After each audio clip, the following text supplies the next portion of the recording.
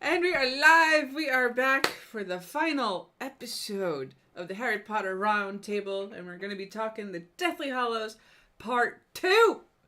I am not alone. I'm being joined by Mr. Marvel and Canadian Basement. How you guys doing tonight?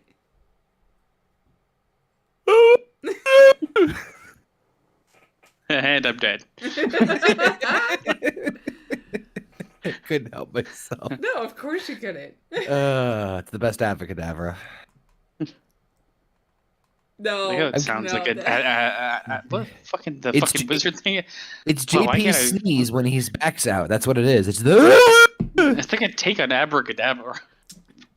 It literally translates to "I see dead bodies." So Because I'm making them. Man, that Haley Joel Osment shit in Sixth Sense really just. It just translates over to everything. Yeah, I see dead bodies. Why? Because I made them. And you're next. Haley Joel Osment is back. Yeah, it's how it works in the Wizarding world, don't you know? On Nickelodeon. I wanted like a sequel to The Sixth Sense. Or his bag just fucking kills people. The 7.5 cents. Rated R starts Friday. Nonsense. Starring Haley Joel that's fucking so much better. And he's not here for it. That's so much fucking better. Because he's dead. Because he killed himself. Because he's dead. He did it himself. This script's too long. Joining us in the chat, we got Alpha and M3 Kratos. How you doing? What's up, guys? Yeah. Dobby. Yeah, rest in peace, Dobby. Until you go to Sensi and just... Well, no, you can't buy him on Sensi anymore either. Anyway. They killed him too. They put him in the vault, that's for sure, but... Dobby's agent's gonna get fucking fired over this shit. Good Dobby. Y'all can suck Dobby's left nut. He's happy being here with friends. You can suck his sack that he also wears. Yeah. So, we're finally at the end here, guys. What do you guys think so far? I open at the close. What the fuck? What? The snitch. Talk about my legs. The golden snitch. Oh, I opened the. No, this was kind of like I said before, like in the last one, like holy shit, like this is. It doesn't feel like it's the same franchise in a lot of ways. Like it's just taken such a diversion, like thematically. I still stand by my statement that Hogwarts is the worst fucking school on the face of the goddamn planet. It has the worst security measures and just we'll get into it. But until a certain scene, it's like, why the fuck didn't you bring them out with the fucking Dementors flying around? But anyway. Yeah, we'll get there. I'm just picturing a really lazy TSA agent. Yeah. Trying to just wave the wand. Come on in. Come on in. No, there was a lot of good shit in this one. I have very few little tiny nitpicks, but other than that, I mean, damn. God damn. Basement? Everyone's dead. This is okay. Well, I'll have like some points of contention. Not many, because like the story culminates in this one, and it hits all the marks it needs to. From a story perspective, there's not really a beat that's dropped. There are a couple nitpicks I'll have to say what I would have liked to see done differently, and I can't remember the book enough right now to say if they do it differently in the book, but we'll get to that. As far as the movie goes, my biggest nitpick, and I'll get it out of the way right away, is that it still, to an extent, feels like half of something else. Neither the last movie or this movie feel fully like the Harry Potter movies felt in the past. They don't feel complete for sure. Wow. But it's also because, like, if we're together, they probably would. But there's just so much content and how you do it, right? But that's, I guess, the biggest complaint. But what they do with what they have in this is done very well. And, I mean, we'll cover it as we go. It's definitely in my top for the Harry Potter movies. In my top couple. I don't know where I'm going to land on it at the end. Okay. For me, this being the end of it all, I felt we'll get there when we get there, and I'll go into more detail with it. But I felt the ending was kind of weak. The actual ending, not the ending of the fight. The actual ending to the movie was kind of on the weekend. Because Harry's a twit. Don't believe me, just watch. Shh, copyright. It's Bruno Mars anyway. Come on, guys. Yeah. It's Bruno weekend. I can see what you're saying there with the ending. Yeah, I mean, like we'll get there when we get to the end of the movie, but overall for this movie for me, again, it's within my top favorites. Order of the Phoenix will forever and always be my number one favorite, no matter how many times I rewatch this stuff or reread it, even because that was one of the first movies where Harry just finally said, you know what, fuck you. I'm growing up. You can now fucking tell me everything. I don't give a shit. I want to know everything.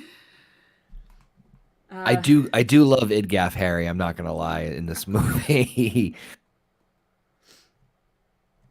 Yeah, and the different places and things that they explore with this movie alone, it made it a very standalone movie in its own right, in my opinion.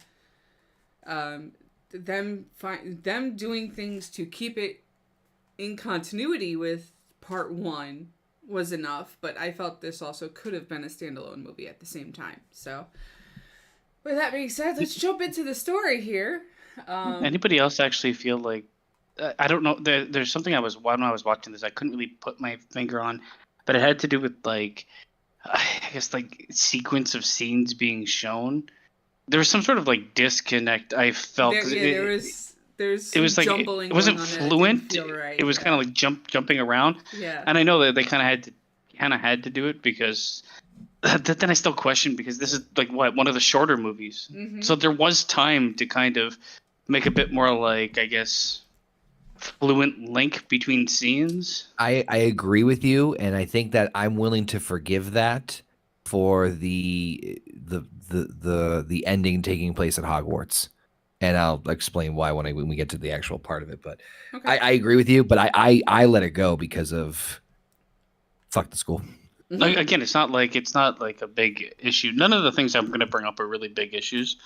With the problem, there's no actual problem with this movie compared to the source material in my mind. Right. It's things that I would have seen different, but then how do you logically put them to film, and how do you logically make the runtime acceptable? They're high school dropouts. Yeah, pretty much. It's something like that, yeah. All right, let's jump in on the story. We open right up with, after burying Dobby at the Garden of the Shell Cottage, Harry Potter convinces Griphook to help them get to Lestrange's vault in Gringotts to retrieve one of Voldemort's Horcruxes in exchange for Godric Gryffindor's sword. Meanwhile, Ollivander, the Wandmaker, warns Harry that he won't stand a chance with Voldemort, who has the Elder Wand. I'm going to pause it there because, real quick, for those who didn't catch on to it in the movie, and Ollivander explaining, for those of us who pay attention to wand lore, honey, I'm pretty sure fucking everybody pays attention to wand lore. But sure. I mean, the saying for every wizard is, the wand picks its owner. Right.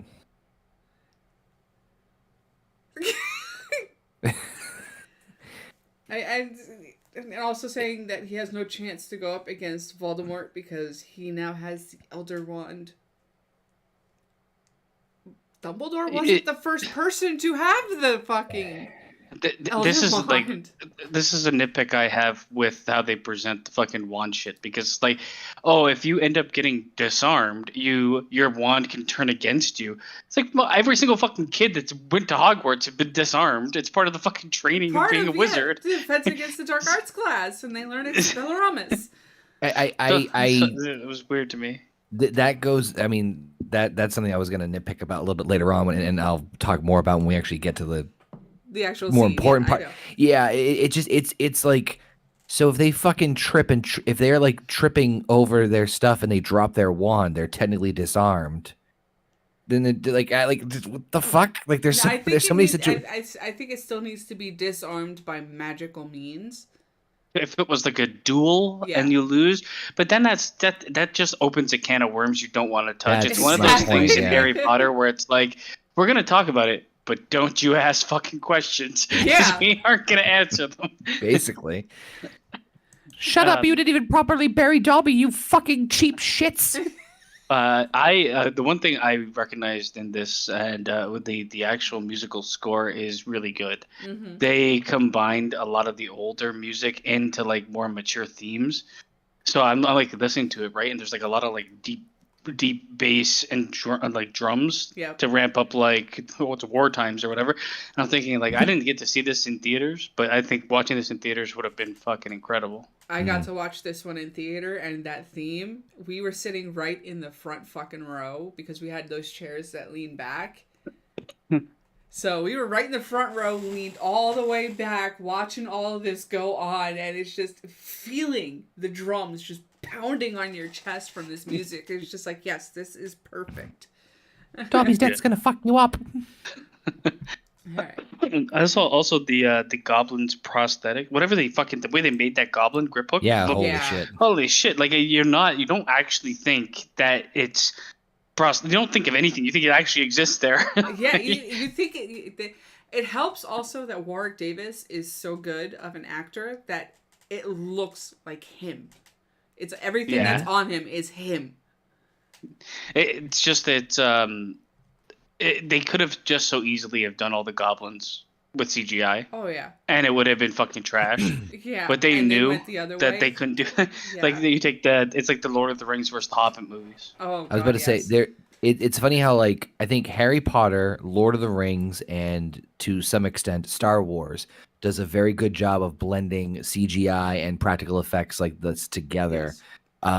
Very fluid so that it is tricky sometimes to be able to differentiate what would be what in the other. But yeah, makeup department fucking give them the gold star for not For just their Warwick efforts, Davis, yeah. but like a lot of different things like, But you know, like Hagrid and stuff. Specifically grip hook, like they're not the other like the other goblins. You can tell that they didn't spend as much time on them. Mm. Yep. The one that looked really young. That has like those doe and the eyes that dragon looks came up. and he's sitting there staring at it. It's like, is that a doll? I was so happy when he died. Jesus. No, I'm like, oh my god. Like half these guys were not doing fucking jack shit. It's like, No, okay, they're well, just sitting there guess we're staring. mass murder spree. Oh god. I only bring that up because that scene happens right at the beginning of the movie. So Yep. they arrived in Gringotts. Hermione disguised as Bellatrix using a polyjuice potion. Ron disguised as a random wizard, while Harry and Griphook go under the invisibility cloak. As himself. With the help of the Imperious Curse, they manage to get to the carts that take them down to the vaults. But when their cover is blown, Gringotts' security system attacks them. They manage to get to Lestrange's vault and find the Horcrux, Helga Hufflepuff's cup, at which Griphook betrays them and flees with the sword, yelling, "Thieves! Harry grabs the Horcrux and the trio escape using the captive dragon. I'm going to stop it right there because, again, there's a lot going on here that we can discuss. I want to very happily give Helena Bottom Carter a whole bunch of kudos for her portrayal as Hermione acting as her.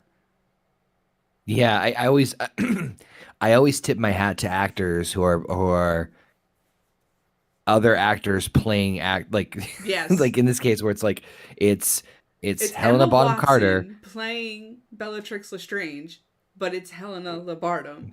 Yeah, it's Helena Carter playing Bellatrix, playing Hermione, playing Bellatrix, and it's just like the fucking layers. I always not every actor and actress can pull it off well, but No. she does a very, very good job. And it's funny how she looks very doughy-eyed the entire time, and just like very wide-eyed, and like Morning to you. Morning to you. Might as well fucking slit our fucking throats if you don't. Yeah, like, exactly. And she even or- changed No. how she walked.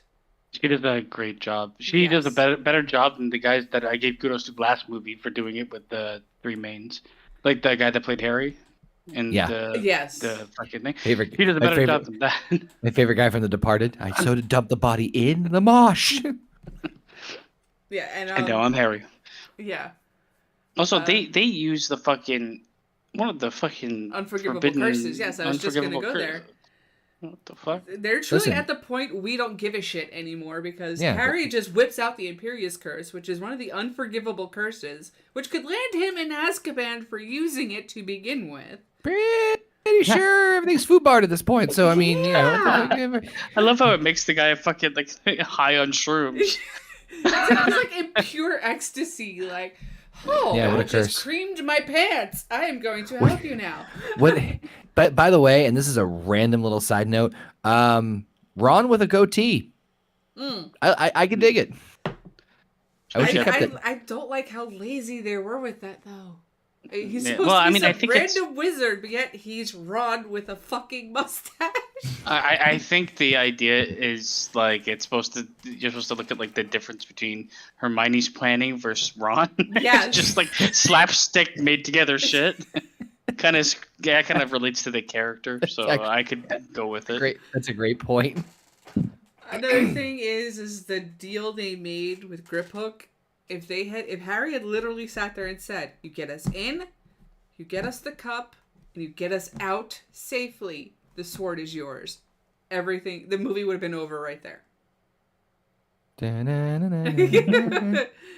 But Griphook's a fucking cunt, so like, Yes, but you know what? Goblins are true to their word. When they make a deal, they have to stick to the deal. And as he said in the vault, you only said to get you in. You said nothing about getting you out. These damn little goblins, they're all full of shit. We're gonna make this place great again. We're gonna make Gringotts great again. Oh, just like Gringotts got raise the destroyed. question as to like you go to the bank, it's like I'd like to take out like $25. Come with me on this massive roller coaster. Do fuckers have an ATM? No. Jesus Christ. And then you have to get past the dragon. Oh yeah, of course. Okay. I just want to say this right here, right now. So when all the shit hits the fan and they jump on the dragon and they escape and everything like that, and like they essentially blow the bank to fucking Kingdom Come. Yes. I could not breathe. I was laughing so hard. And I think it was because of the fact of like, we're going to do this thing, we're going to sneak in, and we're going to get out. And they destroy a Destroy it fucking on the way financial institution with an escaped dragon. And that fucking doughy-eyed little goblin. Oh It's the my first day on God. the job. Every It's like, time I watch this movie and he pops up, it's just like, he's a baby. Come on. and he's dead. They're running. So I like what an incredible set piece though for like the beginning of the action scene to a movie. Oh god. Yeah, the whole entire beginning of the movie. I mean, and they also leave out the point.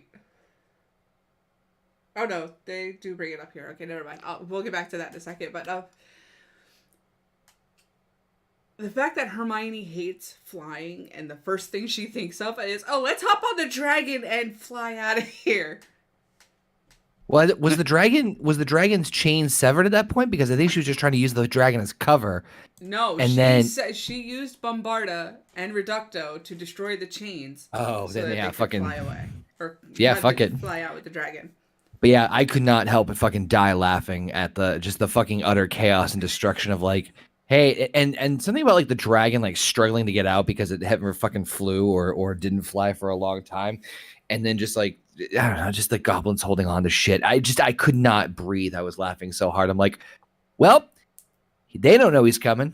Yeah. And also the fact that they literally go in to get a Horcrux to save the Wizarding World. In the process, they kill like 150 fucking dwarves or goblins or whatever the fuck they are. That's my point.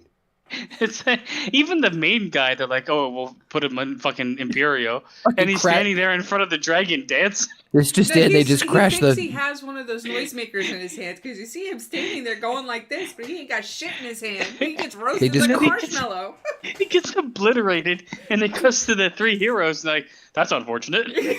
Okay. It's just in the stock market crashes in the wizarding world faster than the Great Depression because of a dragging toppling the economic system. We've saved the world from Voldemort. You fuckers just completely destroyed the wizarding economy. Standing in front of like the world's on fire. We did it, guys. Yeah. The Ministry of Magic has to give you a discounted medal because you're a hero, but they can't afford shit.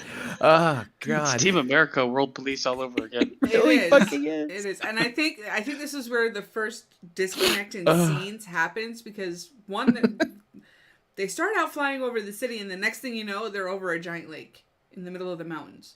That wasn't my worst concern.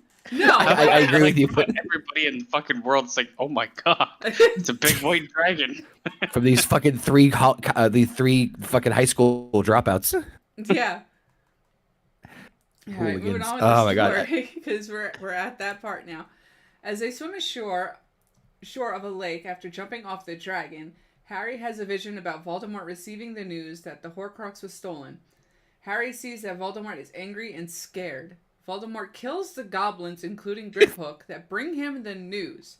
Harry also sees that the next Horcrux is related to Rowena Ravenclaw and is in Hogwarts Castle.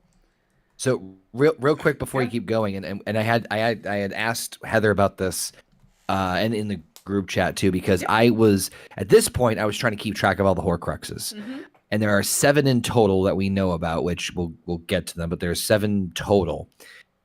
Tom Riddle's diary is 1. His mother's ring was the 2nd. The locket from the last movie was the 3rd.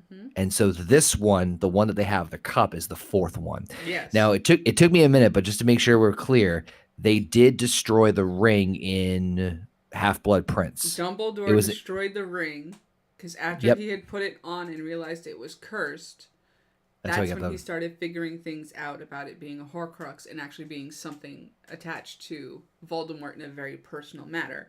And he had used the Sword of Gryffindor to destroy the ring.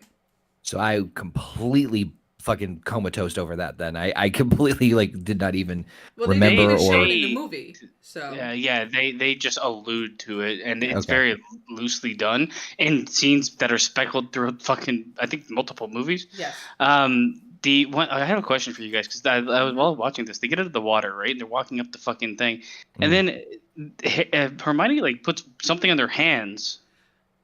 It's a type of potion that helps warm the body to prevent them from getting hypothermia. Okay. So it's KY. They just start getting naked. It's KY. They're changing clothes. It's KY. Yeah, I was just it's not explained, and then she just spraying droplets on people's hands, and then it just cuts to the next scene. And okay. They were prepared for COVID years before it came. But yeah. Well, she had their entire lives packed into that tiny little pouch, so they had to change their clothes in case they needed to. Well, they were going to need to change out of the Bellatrix and random wizard costume that they were in once the potion wore off anyway. Ron strip. Yeah, but my thing was also with Gringotts is they had that waterfall, the Thieves' Fall, very cleverly named, by the way. Why couldn't that have been used at Hogwarts? Also, why wouldn't that be at the point where you walk in the bank? Yeah. Because reasons. Don't ask questions. You Nope. fucker. Nope. But this flashing scene that almost drowns Harry too, by the way. A great ending. Watching Voldemort walk through literally puddles of blood. It's just fucking. How did he not slip and fall? First and foremost. I love. Oh my god! Can you imagine? He fucking sees this. Severus, whoop, Severus, fucking slips on the blood in the fucking. Falls into the fucking Peter Griffin. Someone put on a wet floor sign here because of all the bleed. Yeah, just the knee thing with Peter Griffin. Ah. Oh. Malfoy, an ice pack. Call OSHA. Oh my god. But like, okay, so that scene is like not at the bank. It's No, and it's there's after like they get out of the lake. but like Mhm. where Voldemort is. Right. No, that is, I think, at Lucius' house. Lucius Malfoy's house. And he also just killed a bunch of goblins. Mm-hmm. Yes. Because they're all goblins for the most Because the part. Right? goblins go It to was warn goblins, him. and there were a few of the security guards that were there, which were also Death Eaters in disguise. F charred. They must be at least charred around the edges after the fucking dragon. That one fucking one with the eyes. Why do you smell like burnt hair? Never mind, sir. They stole the cup. The what? Oh. All right. You smell like cheap cigarettes. Yeah, and worse. The three apparate to Hogsmeade in hopes of sneaking into the school, but a caterwauling charm is set off that warns the Death Eaters of the trio's arrival. They are saved by Aberforth, Dumbledore, Albus's brother, who Harry has seen through the mirror that he has. Great grammar there. The trio uses a passageway to Hogwarts provided by Aberforth with Neville Longbottom. I have a nitpick with this one here, but once I finish this paragraph, we will get there. With Neville Longbottom leading the way, the group arrives at the Room of Requirement where Dumbledore's army made a resistance from Snape's regime. As headmaster, Snape has turned Hogwarts into a lifeless prison. Harry confronts him in front of the entire school by saying, "How dare you stand where he stood? Tell them how it happened that night, how you looked him in the eye, a man who trusted you, and killed him," referring to Dumbledore. McGonagall intervenes and fights Severus, who flees to his master. Meanwhile, Voldemort has summoned his army and surrounds Hogwarts. We're going to pause it right there because that is a whole bunch. I got a lot to say about the Severus part, but you first. There's parts I gotta say about the Severus part too because it's fucking genius. But Aberforth sends the portrait of his and Dumbledore and Albus's sister off to Hogwarts to collect Neville to lead them down the path. But the scene with him again throwing into Harry's face, "Did you actually fucking know him, you idiot?" Maybe. And We tipped him off. And also just driving the screw in even more of, he wasn't as great as he said he was. He would do a lot of things just to gain power. She is an example of that, and she got in the middle of it, and she's no longer here. Oops. Oopsie poopsie. Yes. There we go. There's basement. That motherfucker. Perfect. That's exactly Perfect. what I was talking about. Oh god. God, he looks like a fucking dumbass scroll from the Marvel. He does. He does. Oh god. But the thing the problem I had with this is they're walking through the tunnel with Neville and speaking in normal tones, and they show a vent. Yeah, that was stupid. Where any Death Eater who was patrolling the area could have heard them speaking. It's not just that there's a vent there, like a production like whoopsie doodle or whatever. They literally take the time to be like, hey, we can hear you out of the vent, and there's a Death Eater floating right above the vent. It's like, man, these Death Eaters are fucking dumbasses. Well, that wasn't a Death Eater, that was a Dementor. Sorry, Dementor, yeah. The thing is, there was no need for them to even show that scene. Yes. Nope. They didn't need to show that fucking above ground scene at all. And also, in all honesty, this kind of pissed me off when they're supposed to be like this underground faction, basically hiding away from everybody else and the guards and everything else going on. And they take no precautions sound-wise outside of that. Even when they get to the room, everyone's like, yeah, clap time. I reiterate my statement that Hogwarts is one of the worst schools in the fucking face of the planet. The students aren't much better. Well, they're learning. Look who they're fucking learning from.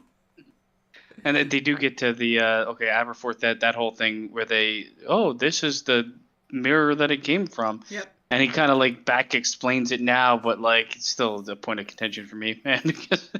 He never explained how we got it, but okay, whatever. Yeah, Mungus stole it along with a bunch of other magical belongings from Grimwald Place, and Yeah. Well, how Harry got it, why it was important in the last movie. That's what pissed me off. Right. Not necessarily what they do in this one. So, to throw on top of my pile of Hogwarts being fucking full of dumbasses and worst school ever, how did no one, honest to fucking God, notice Harry until he stepped out in the middle of the fucking room of everybody, where everyone, including the people who were hiding him, gasped? Maybe he had the invisibility cloak on. No. But they showed He was showed him holding walking hands down the with fucking Ginny. yeah. He's like walking Maybe he down had a the fake stairs. beard. Yeah, that did it. That did it. Who's that random wizard with you? He needs to shave 10 points from Gryffindor and waterboarding. I mean, yeah, that's like I kind of hate this entire sequence because it feels like everything just moves way too fast. And it's Well, chopped in all to honesty, bits. It's really It's all chopped up. Yeah, he gets back, and they're like, "Oh, Harry, we all love you now." And what's the plan? What are we doing? How are we fucking shit up today? Let's go. We have no idea what we're doing, is what Oh. Harry says. I don't know what I'm doing. We got to find this thing. We don't know what it is. We don't know where it is. Okay, what's the next step we should do? Well, let's go to the main hall and fucking do something that we could have done without Harry Potter even being there. Snape had summoned the students for assembly, so. I just don't understand why Harry Potter was required to be there for the fucking school to rebel. He wasn't. I don't either. It kind of annoys me because they're like, we're practicing the Cruciatus Curse on grade ones or year one people. And it's I like, fucking laughed. I'm don't sorry. think like the teachers would have been like, okay, it's us versus fucking Snape. For some reason, when he's like, well, we were told to practice the Cruciatus Curse on first years, and I couldn't help but fucking laugh. 'Cause I'm a fucking horrible human being. But there's three parts of this whole thing that made me go like either WTF or just made me laugh out loud. The first is the Harry thing I just mentioned. The second is fucking Snape's retreat. Did he have to crash through the fucking window when he left?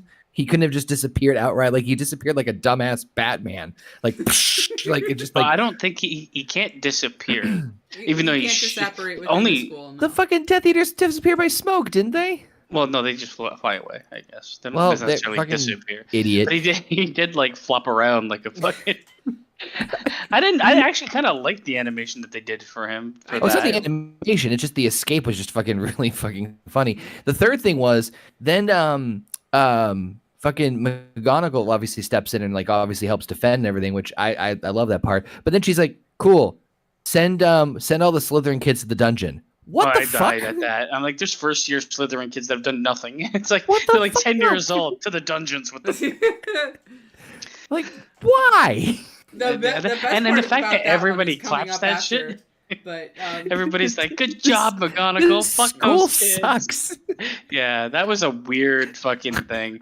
I can forgive like certain things where it's like, oh, if you think about it, it starts to crack, and if you think about it more, then it fucking is a gaping hole. This was like, if you think about it at all, it's like, what the fuck? Oh my god. It is. But with that scene, and what I've loved is you have the students partially parting ways for Harry to face Snape, and then them getting ready to duel, and then McGonagall stepping in like, motherfucker, not today. And then the room just fucking clears. which I like that. I thought that was really cool, and that was very like. She's like, all right, you never really know when this bitch steps up, shit's about to fucking go down. Right. You haven't seen any scenes where she was really like physical or confrontational. And that's I honestly, it's one of my favorite things in the movie is seeing McGonagall kind of step up and be like the bad bitch on Hogwarts or what's fucking left of this fucking totalitarian school. But like the shit of just the combination of did nobody really fucking see Harry? No one turned their head for a second. It was like, there he fucking is when he's like 20 feet away. Right. It's the mustache. It's the mustache and goatee. But they wouldn't have like a check for people entering the room. If you had a cloak, easy peasy, lemon squeezy, no problem. Like that's an easy fix. Nope. The way Snape left, just fucking hilarious to me. Just because it was through the window into the wall with the sweat dripping down his balls, and then just a random of like send the Slytherin kids to the dungeon. where the fuck did that come from? Well, one of the Slytherin kids wanted to turn Harry in, and she knew Slytherin House being Slytherin House. This is the biggest problem. But this is the problem with Harry Potter, and this is the problem with this big problem with this movie. That sentence of like, we're sending all the Slytherin kids to the dungeon, and at the end of this movie, it's like, well, then Slytherin will have got to find wizard. But you might go to the dungeon because you're a terrible person if you go there. Like, you can't have both. Like, fuck, man. You also might get tetanus. Also, did you notice that during Snape's fight with McGonagall, he was actually directing bolts to the Death Eaters behind him, signifying in a subtle way that I am still a member of the Order of Phoenix. Well, that's why he didn't really want to fight. He was just trying to defend. Yeah, exactly. He's like, I'm going to get out of here because I want them to have the fucking castle. Yes. Yep. Yeah, because at that time, also, the rest of the Order of the Phoenix had shown up and was standing behind Harry. Which was... Dumbledore's got style. Shacklebolt right in the front. It was fucking perfect. I don't know. I feel like he's like a wind-up toy. He pulls his string and that's all he says. Dumbledore's got style. Oh my god. No, he had a longer speech than that in Half-Blood Prince. No, in part 1. So, moving on now. Because we're getting to the part where it's like, in the theater, I'm sitting there going, yes! With fucking McGonagall and what she's talking about. McGonagall and the other Hogwarts staff made a barrier to keep the school safe from any attack. Hermione and Ron go to the Chamber of Secrets to get a basilisk fang, which can destroy Horcruxes. Destroy Hufflepuff's cup and abruptly kiss. Harry, with the help of Rowena Ravenclaw's ghost daughter Helena, finds out that the Ravenclaw diadem was hidden by Voldemort in the Room of Requirement. Now, here's my biggest nitpick of this whole movie, but we'll get there when I'm done reading this. He goes there, but is confronted by Malfoy and friends. When one of Malfoy's cohorts creates an unstoppable fire and perishes due to it, poor crab. The fuck? Harry, Ron, and Hermione rush to escape on brooms. They save Malfoy and his other friend on the way. They destroy the diadem using a basilisk fang. Voldemort uses the Elder Wand to destroy the shield around Hogwarts. That was a beautiful fucking scene when he did that. But my nitpick with this. The Room of Requirement shows you what you desire and what you need. Why the fuck did he not just sit there and think, I need Rowena Ravenclaw's diadem? Maybe that is what he thought, and that's the room it was held in. No, a room filled with other junk. That's also the room that shows up whenever you think that you need to hide something. And in the book, he sits there and says, in his mind, I need the place where it is hidden. Maybe because he didn't have a clear idea of what it looked like. Because I know that was a big part of contention of like nobody's seen it. They described it. Nobody's seen it in centuries, but Voldemort has seen it. I could get it. Like I could get it as being like the Room of the Requirement. It'll show you the room that it's hidden in, but not exactly where it is. I can get it. Like if this is like a place where people that want to hide whatever they put in there, it's the same room for everyone, and that's why it's filled with so much fucking unwanted shit. Yeah, broken school desks. It's the same room the fucking vanishing cabinet was hidden. I wasn't like too. That for me is not too. But I get it. But that the only thing I can think of, just because the way they treat it so differently compared to some of the other Horcruxes, is that Harry did not have a clear visual idea of what it looked like. That is the only, and it's a stretch. I'm just saying that right now. Also because with they the wanted. Room of Requirement, you don't need a vision of what you want. You just need to tell it what you need. But I also think because of. I mean, honestly, because they wanted to have an action set piece. That is why that room exists. I think if you want to get down to the core of it. But, like, for me, that wasn't too bad. I had much more fucking issues. I hate the reveal of fucking how Ron knows parcel tongue.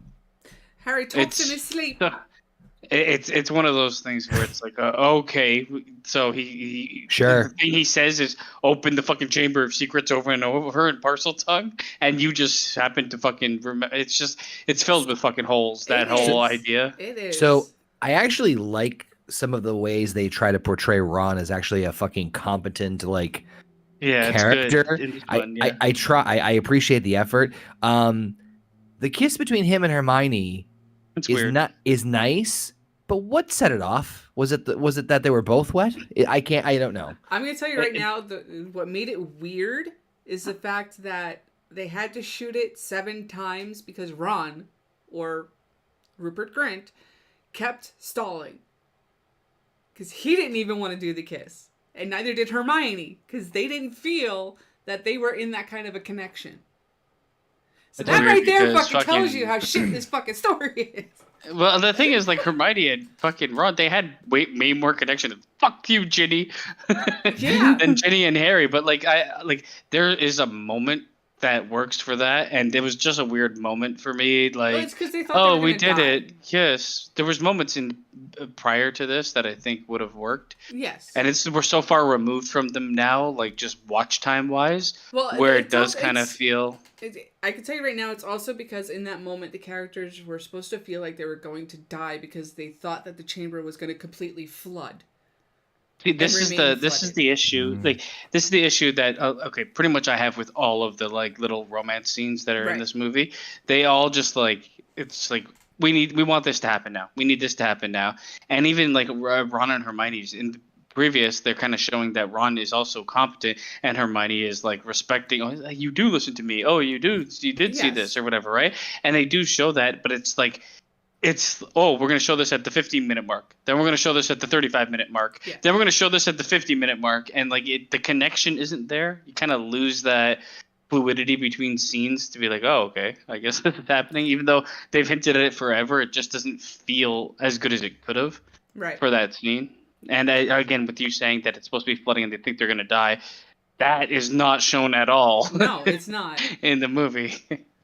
It's really So, yeah, not, fuck and that. it's also the fact that the actors themselves in that moment didn't feel like they had that kind of a connection to make it work, and actually Emma Watson had to be the one to actually initiate that scene because of them trying to do it, and Rupert kept stalling. I think she should have been the one that initiated the kiss anyway. It makes more sense character-wise. Yes.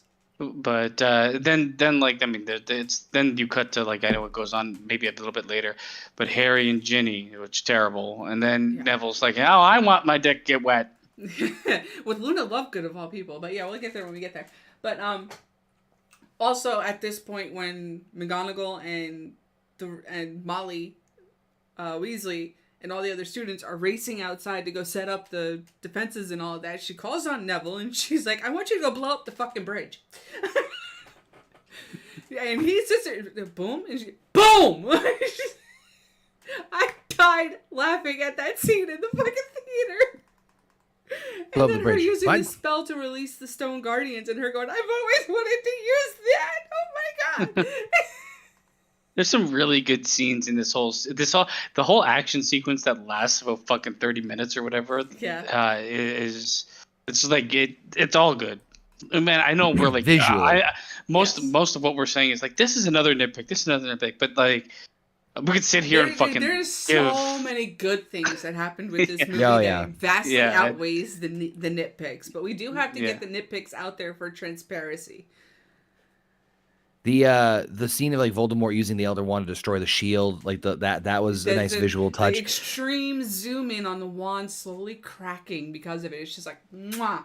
What Basement was saying about like earlier when we had like I think it was when Voldemort and Harry first did the wand battle in The graveyard. Goblet yeah. of Fire. Yeah, and like the fluidity of like the beams against each other, like that reminded me of this scene, and just like it's a creatively beautiful like just scene watching the whole thing fall. Just the stone like soldiers, the knights, visually cool. Not sure what the fuck they're gonna do. they're gonna you know, die. Yeah, Well, like But it's the just, thing is, like they'll fight the spiders and the fucking like all the hand That's true. combat, Fucking right? giant that came out of nowhere. It's just the giant trolls that were the issue. I do like that Ruth. they did make like the visuals for most things look good. Like the big trolls, the spiders, all that looks pretty good. One like One thing that was kind of like visually like not working for me was their escape from the room of requirement on the brooms. Yeah. Oh, like I don't know. It just like as soon as like you got like this weird morph of like Malfoy jumping on the back of the broom, it just Yeah. doesn't look natural. And then like you can like the green screen is like I know there's no other way to do it, but it's like so fucking. Let's actually light a room on fire and let the fucking kids ride on it. But yeah, it's fine. You know what it is? Because everything else looks so fucking good. When there's something that doesn't visually work for me, then it's like, okay, I can see that. But you know what the fight scenes are? Like the big chaos like in the courtyard, which we'll get to, is, you know what that is? It's the TIE Fighter X-Wing scene in Return of the Jedi outside the Death Star, where like it's just like fucking ADHD overload because of everything. Everything happening all at once. Yep. Yeah.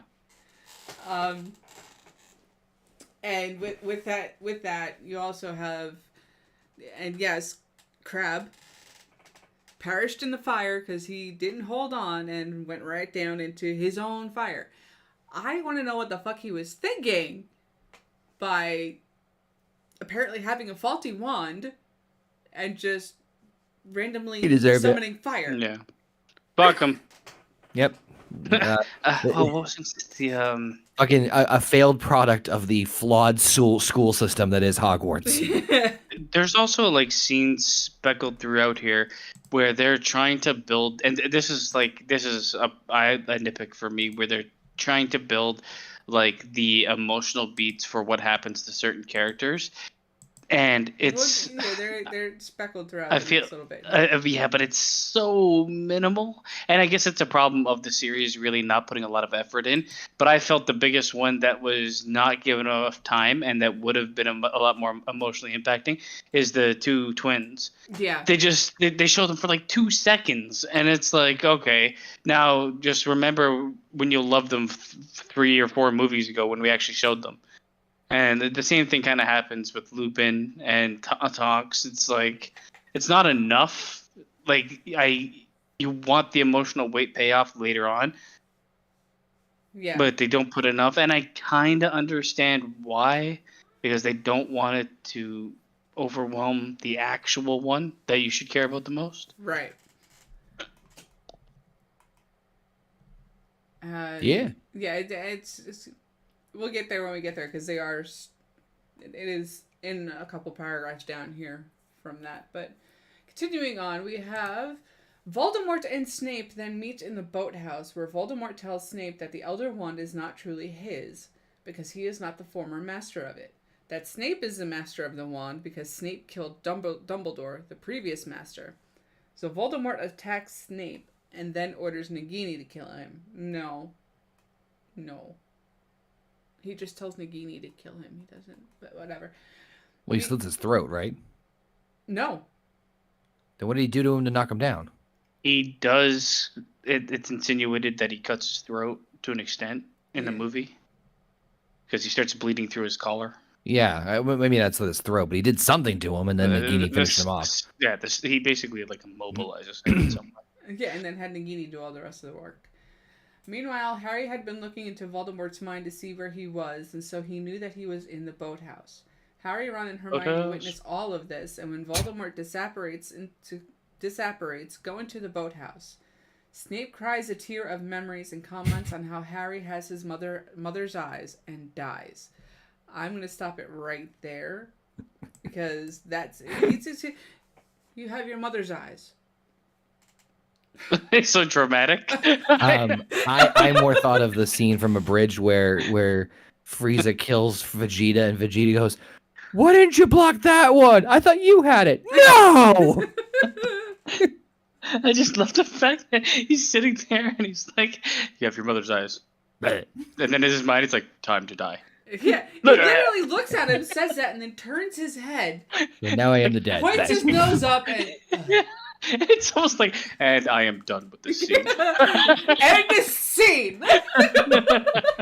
I would have. It's definitely not my like most favorite fucking death. It's overly dramatic. That's the thing. The only thing that could have made it better if his last lines were, "You have your mother's eyes. 50 points from Gryffindor." And then only if they had that fucking like counter that came up, like in the book. Like, oh man. Then Harry's like, well, I don't give a shit. I don't go to the school. It ain't my house anymore. Oh God! Or like, you are expelled. Well, joke's on you. I quit.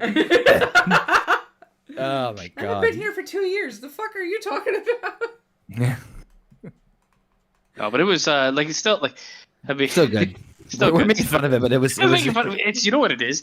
When I first saw it, I didn't think anything of it, but after seeing it multiple times, it's like, it's the whole the exhale and stare off into the distance. It's Yes. like, I have Knock that this is one. I'm. It's not like, oh, life is being taken from me. It's like I have decided Turn to to page die. at this point. 394. My mission is complete. It would have been great if you just sat there and then all of a sudden said, "Smell popcorn."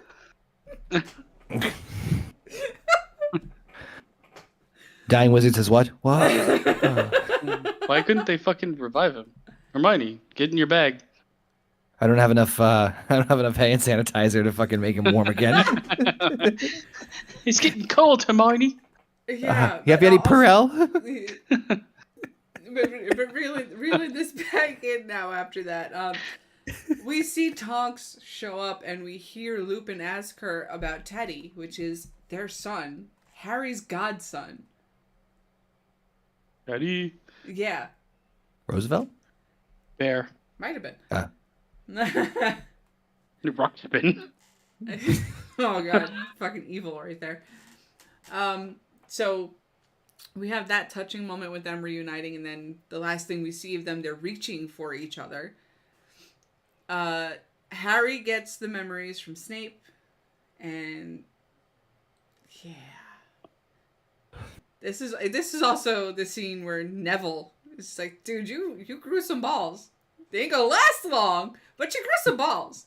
Because he's out there dancing at the end of the bridge. You know whose army? What? Man, I'm gonna say this right here, right now, and I don't give a shit who thinks otherwise. In this movie, Neville is my favorite fucking character, bar fucking none. Absolutely, he's the hero of this movie. They give him so much to do, and I'm so glad that they do it because he needed that. Like, his arc is better than fucking Malfoy's in this series. Yeah. Puberty hit him, and it hit him in all the right ways. It really, really did. I mean, Calm dude, down. have you calm seen down. him now? Have you seen what he looks like now? Good God, man! It's like, yeah. Hold you were on, give me 1 second. The definitely a late FBI's at my door. I know. You guys watching Harry Potter? You have your mother's eyes, but And your father's dick. Oh, dies. Dobby's turn. No, Son, they do. son, you watching really Harry good- Potter? They do a really good job with fucking Neville, and I mean the books kind of did this too, which is great. Though Yeah. there is, I will get to it, and I'll have to say my piece about Neville. Then we're not there yet. From here, Voldemort then speaks into the minds of every person in the area. He commands his forces to retreat. Fucked me up. That little girl in the corner. I was like, oh my god, my ears! For fuck's sakes. Yeah. He commands his forces to retreat so that the fighters at Hogwarts can dispose of their dead with dignity. He then tells Harry that unless he gives himself up in the Forbidden Forest, Voldemort will kill everyone who stands in his way. Harry, Ron, and Hermione go back to the castle and find that Lupin, Tonks, and Fred have all died. Harry Not goes Fred. Harry goes to the headmaster's office where he uses the pensive to view Snape's memories. Real quick before we go on, why the fuck did he have to throw it onto the Dumbledore's desk like a fucking frisbee? Dramatic. Harry learns that Snape has been on the good side ever since Voldemort decided to kill Lily Potter, Harry's mother. Snape loved Lily almost his entire life and promised to do anything for Dumbledore as long as he protected her. Then, when she was murdered, Snape promised to protect Harry in her place. We learn that Dumbledore had told Snape to kill him as he would die soon anyway. When we learn that Harry is a Horcrux. We then learn that Harry is a Horcrux. Voldemort accidentally created one that fateful night at Godric's Hollow. For this reason, Harry must die. We will leave it there. real quick because this scene I have a lot of actually questions. proves without shadow of a doubt Snape's loyalty. But at the same time, how fucking creepy he is. I mean, Lily proved she wanted nothing to do with him in a romantic way by marrying James and spitting Harry out. That's a way to put it. It That's a is, great way but to you know put what? She I don't proved love you, she didn't Snape. want romantic relations with Snape by doing that, and yet Snape got so obsessed with her that his Patronus actually changed to a doe, which was the same as Lily's.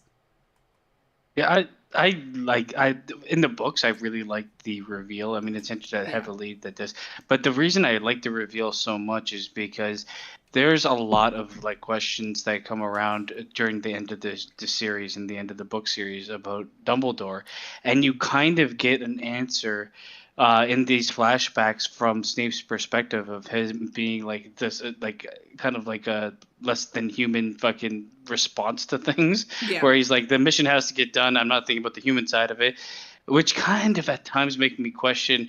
Like most of the movies do a good job, but like there's times in the movies where it's like, oh, I've come to care for you, Harry, and couldn't bear to make you see you in pain, and he's like holding him. So Dumbledore's a fucking manipulative cunt. Like He for the is. most part, he's a pretty bad person overall. If you look at like if you stitch together his past, but it's what you're saying. Yeah, the thing is with Snape, I feel like this is like he's criminally underused or seen Yeah. in the franchise, because what we see of him kind of paints that picture of him being pretty fucking creepy and such. I wish they didn't do that, because I don't mind him like I don't mind it being like somewhat of like an obsession and his like love, but I would have preferred it to be slightly more pure than that.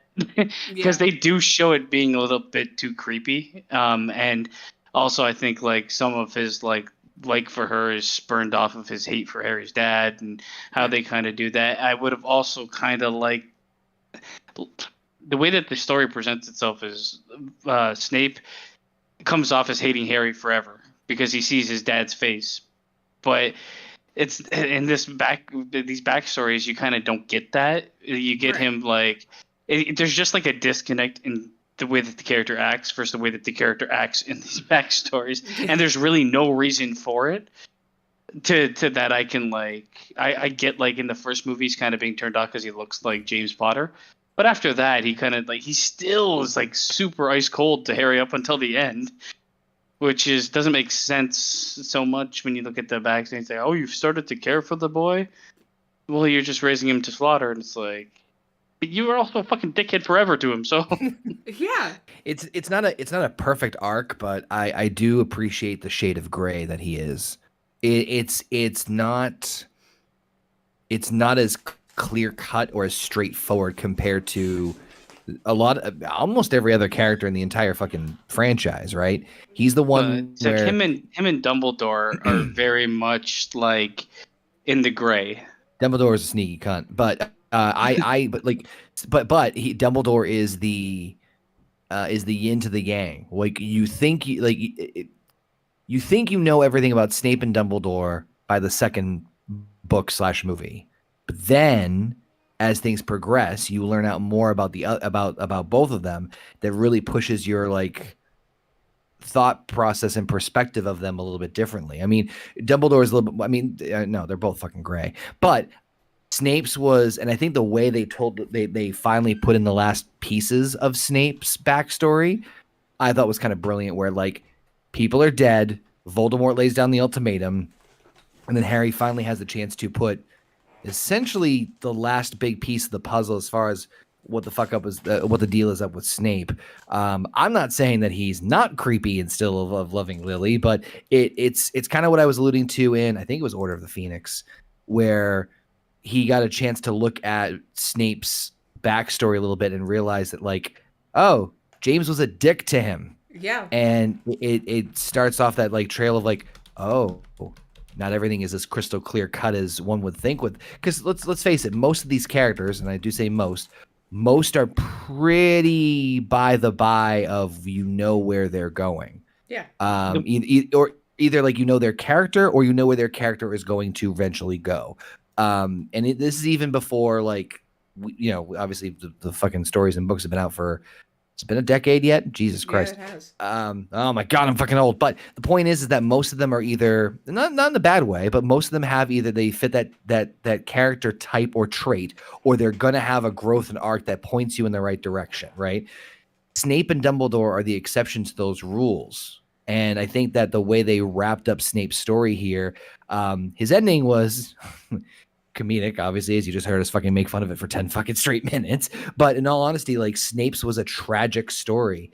And then to hear the last bit of it, realize like, hey, fucking he was one of your best protectors, you bitch. Yeah, like I think I think it's I don't think it's fair to really call him creepy. Maybe as like a little kid, but they don't really delve into the fact that sure he loved her, but they don't delve into him like obsessing and trying to fucking like sneak peeks in her windows. I think he just accepted the fact that the way they show it, he accepted the fact that she ends up fucking marrying James Potter and having a baby with him. But beyond that, he still always cares for her to an extent, right? And then protects her kid because of it. I did have a note here that said, like, when Snape goes to fucking visit Lily when she's killed by Voldemort. Excuse me, James. Like, he just steps over the body. Well, the fact that right before he steps over his body, he's like, it flashes back to, your father was a swine. Yeah. The next thing he's stepping over his body. But, like, the other thing with Dumbledore, yeah, he's sneaky and everything, but it's like the weird difference between them. It's like Dumbledore can compartmentalize, like, emotion to get the job done, whereas Snape can't. And until the very end when he dies and he's like, you know what, fuck it, take this shit. But this whole scene, as much as I love everything about this, about like the Snape reveal, I do have one big glaring question though. Mm-hmm. When was the conversation between Dumbledore and Snape where just they reveal that they turned 11? So that was before he went to Hogwarts. Yes, because as you heard in that conversation, Lily had a son. So it's before he. This is when they had already collected him and brought him to the Dursleys. Well, that conversation is a snippet of different times. Their whole like him talking to Dumbledore. It doesn't all take place at the same time. No, the first conversation was just after Lily and James had been killed. Yes. And the second one, I think one of them was during him revealing that his Patronus had changed. I believe that was around Prisoner of Azkaban, I think. Yeah, that was a weird one for me because it kind of just came out of nowhere. The conversation with Dumbledore, he's talking about something, and then all of a sudden he's like, "Okay, expect that." So the reason I bring it up is because, in the context of understanding like the Horcruxes versus like when Voldemort would return. Oh, the last one where he's like Harry needs to die or whatever. That is definitely towards the end. That's after he finds out he's got this black hand and he's gonna die. Okay, that's what I wasn't sure about, because I was just like, if they knew where, like, the big question mark that I had was like where, like, I'm trying to explain this the best I can. It was confusing to me because it implied that they knew what they needed, meaning kill Harry and or go after Horcruxes before. But if it was much sooner than that, it makes a lot more sense. In a way, they already did because of the prophecy that Trelawney had spoken. One cannot live while the other survives. Oh, right. Yep. So, we talked about that before, in a way, they kind of already knew what had to be done. They just didn't know why. And once they got to that part at the end where Dumbledore put on the ring and got the cursed hand, that's when they figured, shit, Harry's a fucking Horcrux. He has to die to rid him of that. Yes? This movie sucked. No, I'm just kidding. Apparently he couldn't sleep. Look who's back, the hooded monster. But in a way they already knew what had to be done. They just didn't know why or when it would need to be done. Okay, that was the only part that was a little like It did imply that it was much later on, but I was just like, Talking I about couldn't 100% tell if it was. conversations. Because When I he's was like, really- "You've come to care for the boy," I think that's literally like right before Harry. He goes with Harry to fucking go on that boat ride, Yes. boat ride of doom. Oh yeah, it is. Yeah. Now moving on, Harry then goes to the Forbidden Forest and opens the snitch by saying, "I am ready to die." I think we all are at this point there, Harry. Same. It's a Monday. Yeah. The resurrection stone appears inside the snitch, and Harry uses it to bring back his deceased loved ones. Harry faces Voldemort, who uses the killing curse to kill Harry, with very little warning. Real quick. We're gonna pause it there because that's just 2 sentences for a whole bunch of shit that goes on. Yeah. I'm gonna grab a quick drink, but before I do, personally, the scene with the resurrection stone and him talking to like his parents and Sirius and Cedric. man, It's so good. I Honestly, fucking love that scene. yeah. Not That's a just really in terms of like visually, the acting, the conversation, the writing. I have no complaints about it, and No, it's just not one of at those. I feel like that's one of those scenes where like anybody who's had someone who has passed in their life, it just fucking hits so much harder to them. And on that note, I'll be right back. Yeah. This scene or that scene is like it's kind of like the like at the end of the earlier movies when they'd sit Harry down and be like, "Oh, this is why." Like, okay, you like in the third one, he's like, "You accomplished something great. You saved to myself and a fucking the hippogriff from death." Yeah. Like that's like the scene where he basically the life lesson Mm-hmm. scene that is it's usually one of the better ones in the Harry Potter movies, and this is the thing, that scene is so good that it kind of deflates What happens some of the next? rest of the movie. I will say this: it makes Harry realize that Snape was always on his side. He just kept himself away from him so that what could happen would happen. Because We're past that. We're up to the Forbidden Forest part. right, but I'm just saying. So I'm surprised. No, I agree with you though. I'm I agree with you, surprised. I JK. am surprised that they didn't have Snape in there when they were all huddled around him. Do you get what I'm saying? Well, it's Oh, because Snape you was mean as never like a really Force ghost? considered one of Harry's loved ones. That's I why. understand that. But he didn't. When he stuck his head in that whatever that The pensive, yeah. the pensive, Yeah. he realized that he was always protected by Snape unknowingly. I would have loved to see.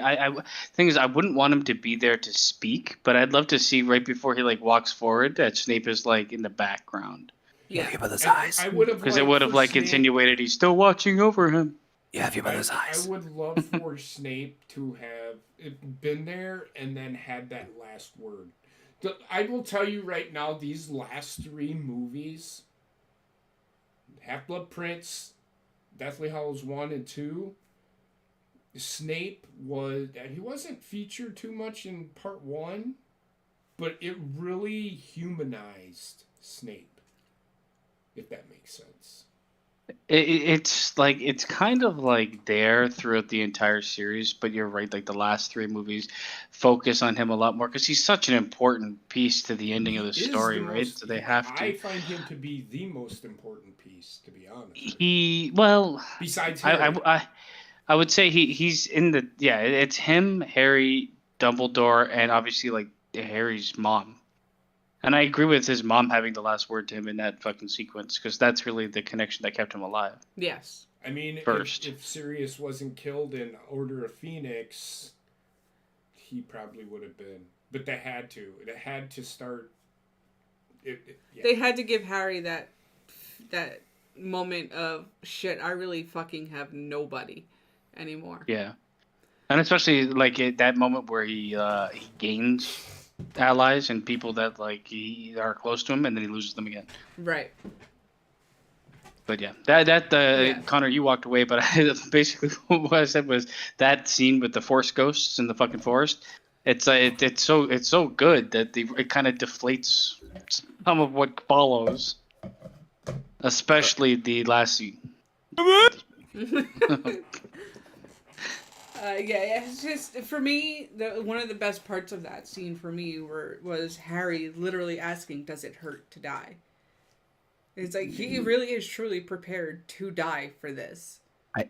I mean, I agree. I think, honest to God, the whole It's so good. conversation is just very well written because it's somber. It's not a grandiose thing as much as it is to be, talking to your dead like loved ones, but it's treated with such like it's a gentle conversation, even though it's a heavy one, which is Right. very weird to say, but it's like they all know what's going on, they all know what's happening.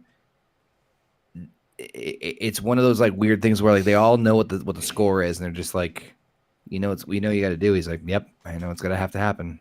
I And also, sorry, go ahead. no, it's just like it's hard to describe, but like it's just like it's a heavy scene without really feeling visually They don't heavy. Yeah. they don't go like ham fisted with it. They're very respectable with the scene. I also love the fact that this kind of shows what the Resurrection Stone does. Yeah. And it's like before, it's like talking Goblin Creed. It's strict to the words of what it says it does. And I mean, if you think about it, people are like, "Oh, I can bring back my loved ones." Well, no, No, but it you can only brings connect with back a them. shadow of your loved ones. But you get a view that and I think this is why it's so important, because how else to get somebody prepared to be able to die than show them that death isn't the end of it all? Because Yeah, that's kind of what exactly. it shows, right? Yeah. It brings back a shadow of your loved ones, and you get to have that final closing conversation with them, which is really, really good. But also with this and him going up to Voldemort and seeing that they have already captured Hagrid, and Hagrid is yelling at him, "No, you're not supposed to be here. What are you doing here?" At the Where's same Groppy? time, yeah. Oh yeah, Fucking Groppy. Grumpy. And the fact that Voldemort was so much of a dick that he made Hagrid carry him back, it's just like, oh my god. I do want to make one more point. I do like how when Harry said he's going to the forest, when he said it to Ron and Hermione, how their conversation, That was a good scene too. Yeah. their conversation, it was well done because it made you when I've seen this movie, because I seen it in the theater. When I went to see this, I'm like, Harry is really gonna fucking die, isn't he? Also, for the level of acting you get out of those three, that's usually not I mean, they could have flubbed that scene in my mind, right? But they, especially Harry, but they do fucking. They did. I am not generally speaking, and I'm not saying this in a bad, I actually like Daniel Radcliffe outside of Harry Potter series more than I like him in him as far as his acting goes. But the last, I feel like you kind of need him to be that way because he's like a vessel for the reader. Yeah, no, I get that, but like the last three movies, he's shown a lot more emotion and range that I appreciate very much. So he still has this fucking British fucking hesitancy in his fucking the way he speaks. Well, it's just British people don't have emotion as it is. So Yeah. British. I also like that because the next scene here is Harry wakes up and talks with Dumbledore and in a heaven-like place. They talk a little, and Dumbledore says that Voldemort actually killed the bit of his soul that was in Harry, and not Harry himself. So Harry decides to go back to the Forbidden Forest. His body was always there, but his conscience was not. So, in the books, I fucking love this scene. This is one of my favorite scenes in all of Harry Potter. But in the movie, it's hard to make it. It's hard.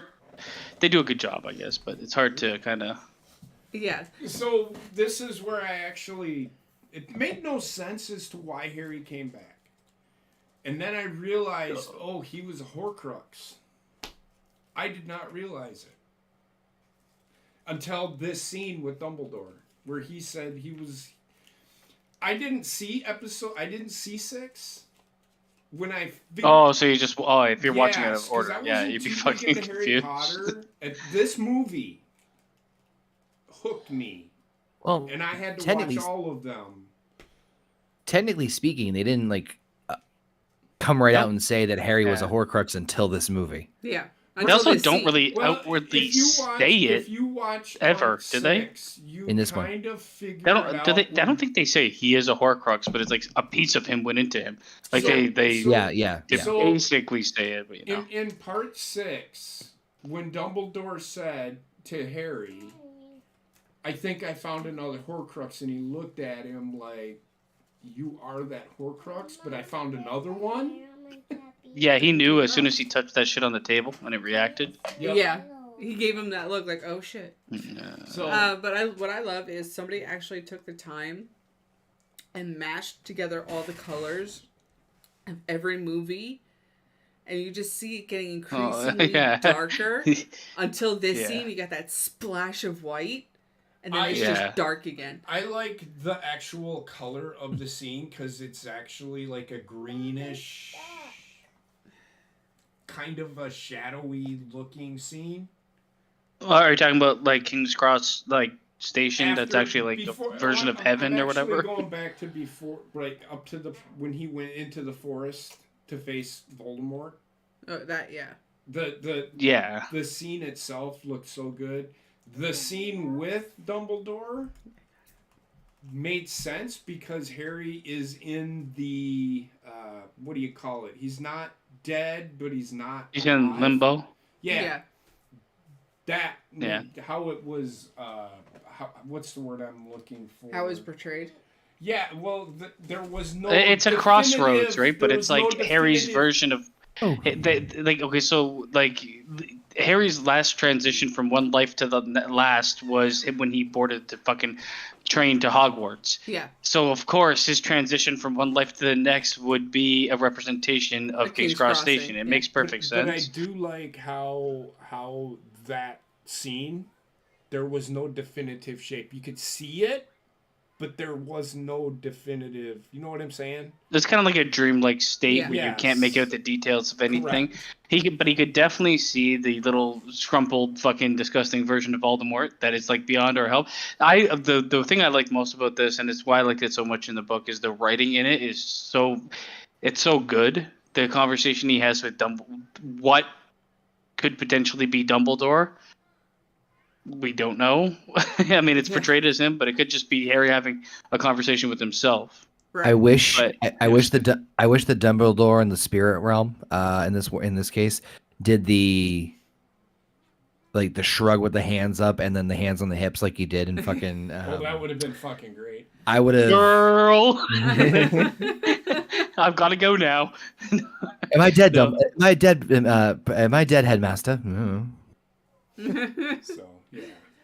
I do think though, there's a line in here where he talks about is this all in my? Is this real or is this in my head? And he's like, well, just because it's in your head doesn't mean it's not real.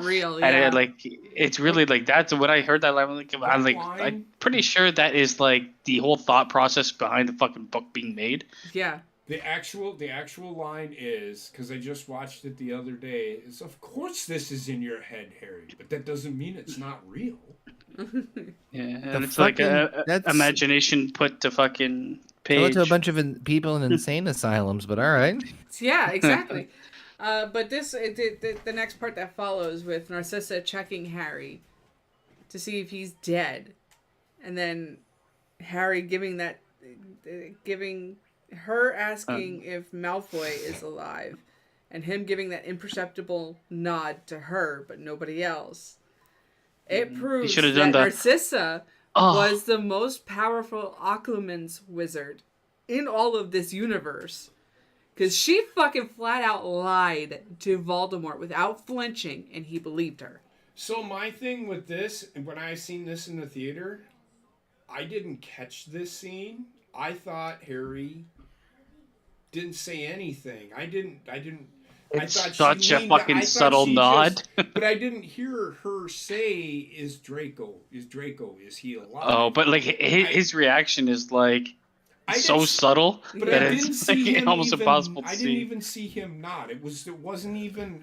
So It's not even like a nod. His head just like tilts forward a little bit. Yeah. you know what I mean. So I didn't know that he wasn't dead, or that, you know what I mean. And then Fucking pushes Bellatrix like, fuck off. Yeah.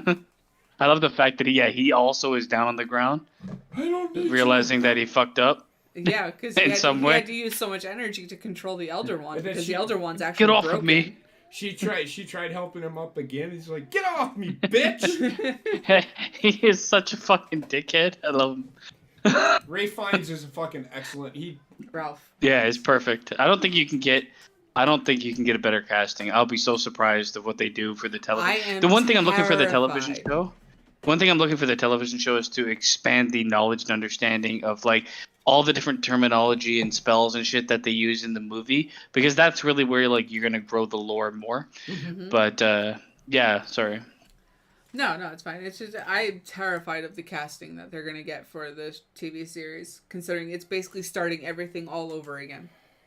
But moving on. Believing that he is truly dead, Voldemort's army marches down to the defenseless Hogwarts while Harry is being carried by the Tide Hagrid. Voldemort torments the students and staff as they are now vulnerable, and he's ready for anyone who wants to join him.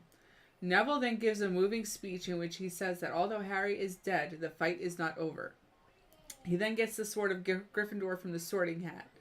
Harry reveals himself to be alive and casts a spell to Voldemort and his army. Wow. Army. They're all in harmony. Yeah. Perfect Many of the harmony. other Death Eaters flee, including the Malfoy family. Battle ensues inside the castle, and Harry and Voldemort face off and continuously cast spells at each other. On the other hand, Hermione and Ron try to kill the last Horcrux, Nagini. However, they fail to do so. However, fucking Christ, people. However, When the snake is about to kill them, Neville kills it by decapitating its head using the sword of Gryffindor. I'm going to stop right there because that is a whole bunch of shit condensed down to nothingness. Holy crap. so Nagini, who is the snake, is in the Fantastic Beasts series, which ties into why you kind of need to watch Fantastic Beasts. You also need to we watch will. that series to find out more about Dumbledore and Grindelwald. Yes. So, Yeah, I'm actually a bit more excited to watch that because I haven't seen Yeah, two of same. the movies. I've Right. seen one of them. I've seen So none. it's a bit like I mean, I've they seen are one. very slow, especially It's the first alright. one, but the second one is pretty good, and I enjoyed the third one right. thoroughly. So, but back to the This scene, this whole conglomeration of everything going on is fucking balls to the walls action for the end of this movie that is just unforgiving. Neville notices that the Hermione and Ron are trying to kill Nagini and is going after them to try and help, but he gets stopped multiple times by several Death Eaters. And actually, Narcissa, Lucius, and Draco don't leave at the start of that. They leave when Voldemort starts asking, who's going to join us? And Neville starts stating his speech, and it changes other Death Eaters' minds. And we are going home now, according to Narcissa. And she takes Draco with her, because Voldemort actually calls on Draco to come stand by him. And Draco wants nothing to do with it anymore. Mm-hmm. There's something about the Malfoys in this scene that I really liked. It's very interesting how like Draco is fucking like comatose. Yeah. Goes up to Lucius, and Lucius like, oh, come on, we're gonna be family. And then when obviously Harry gets and the shit hits the fan again, they just walk away.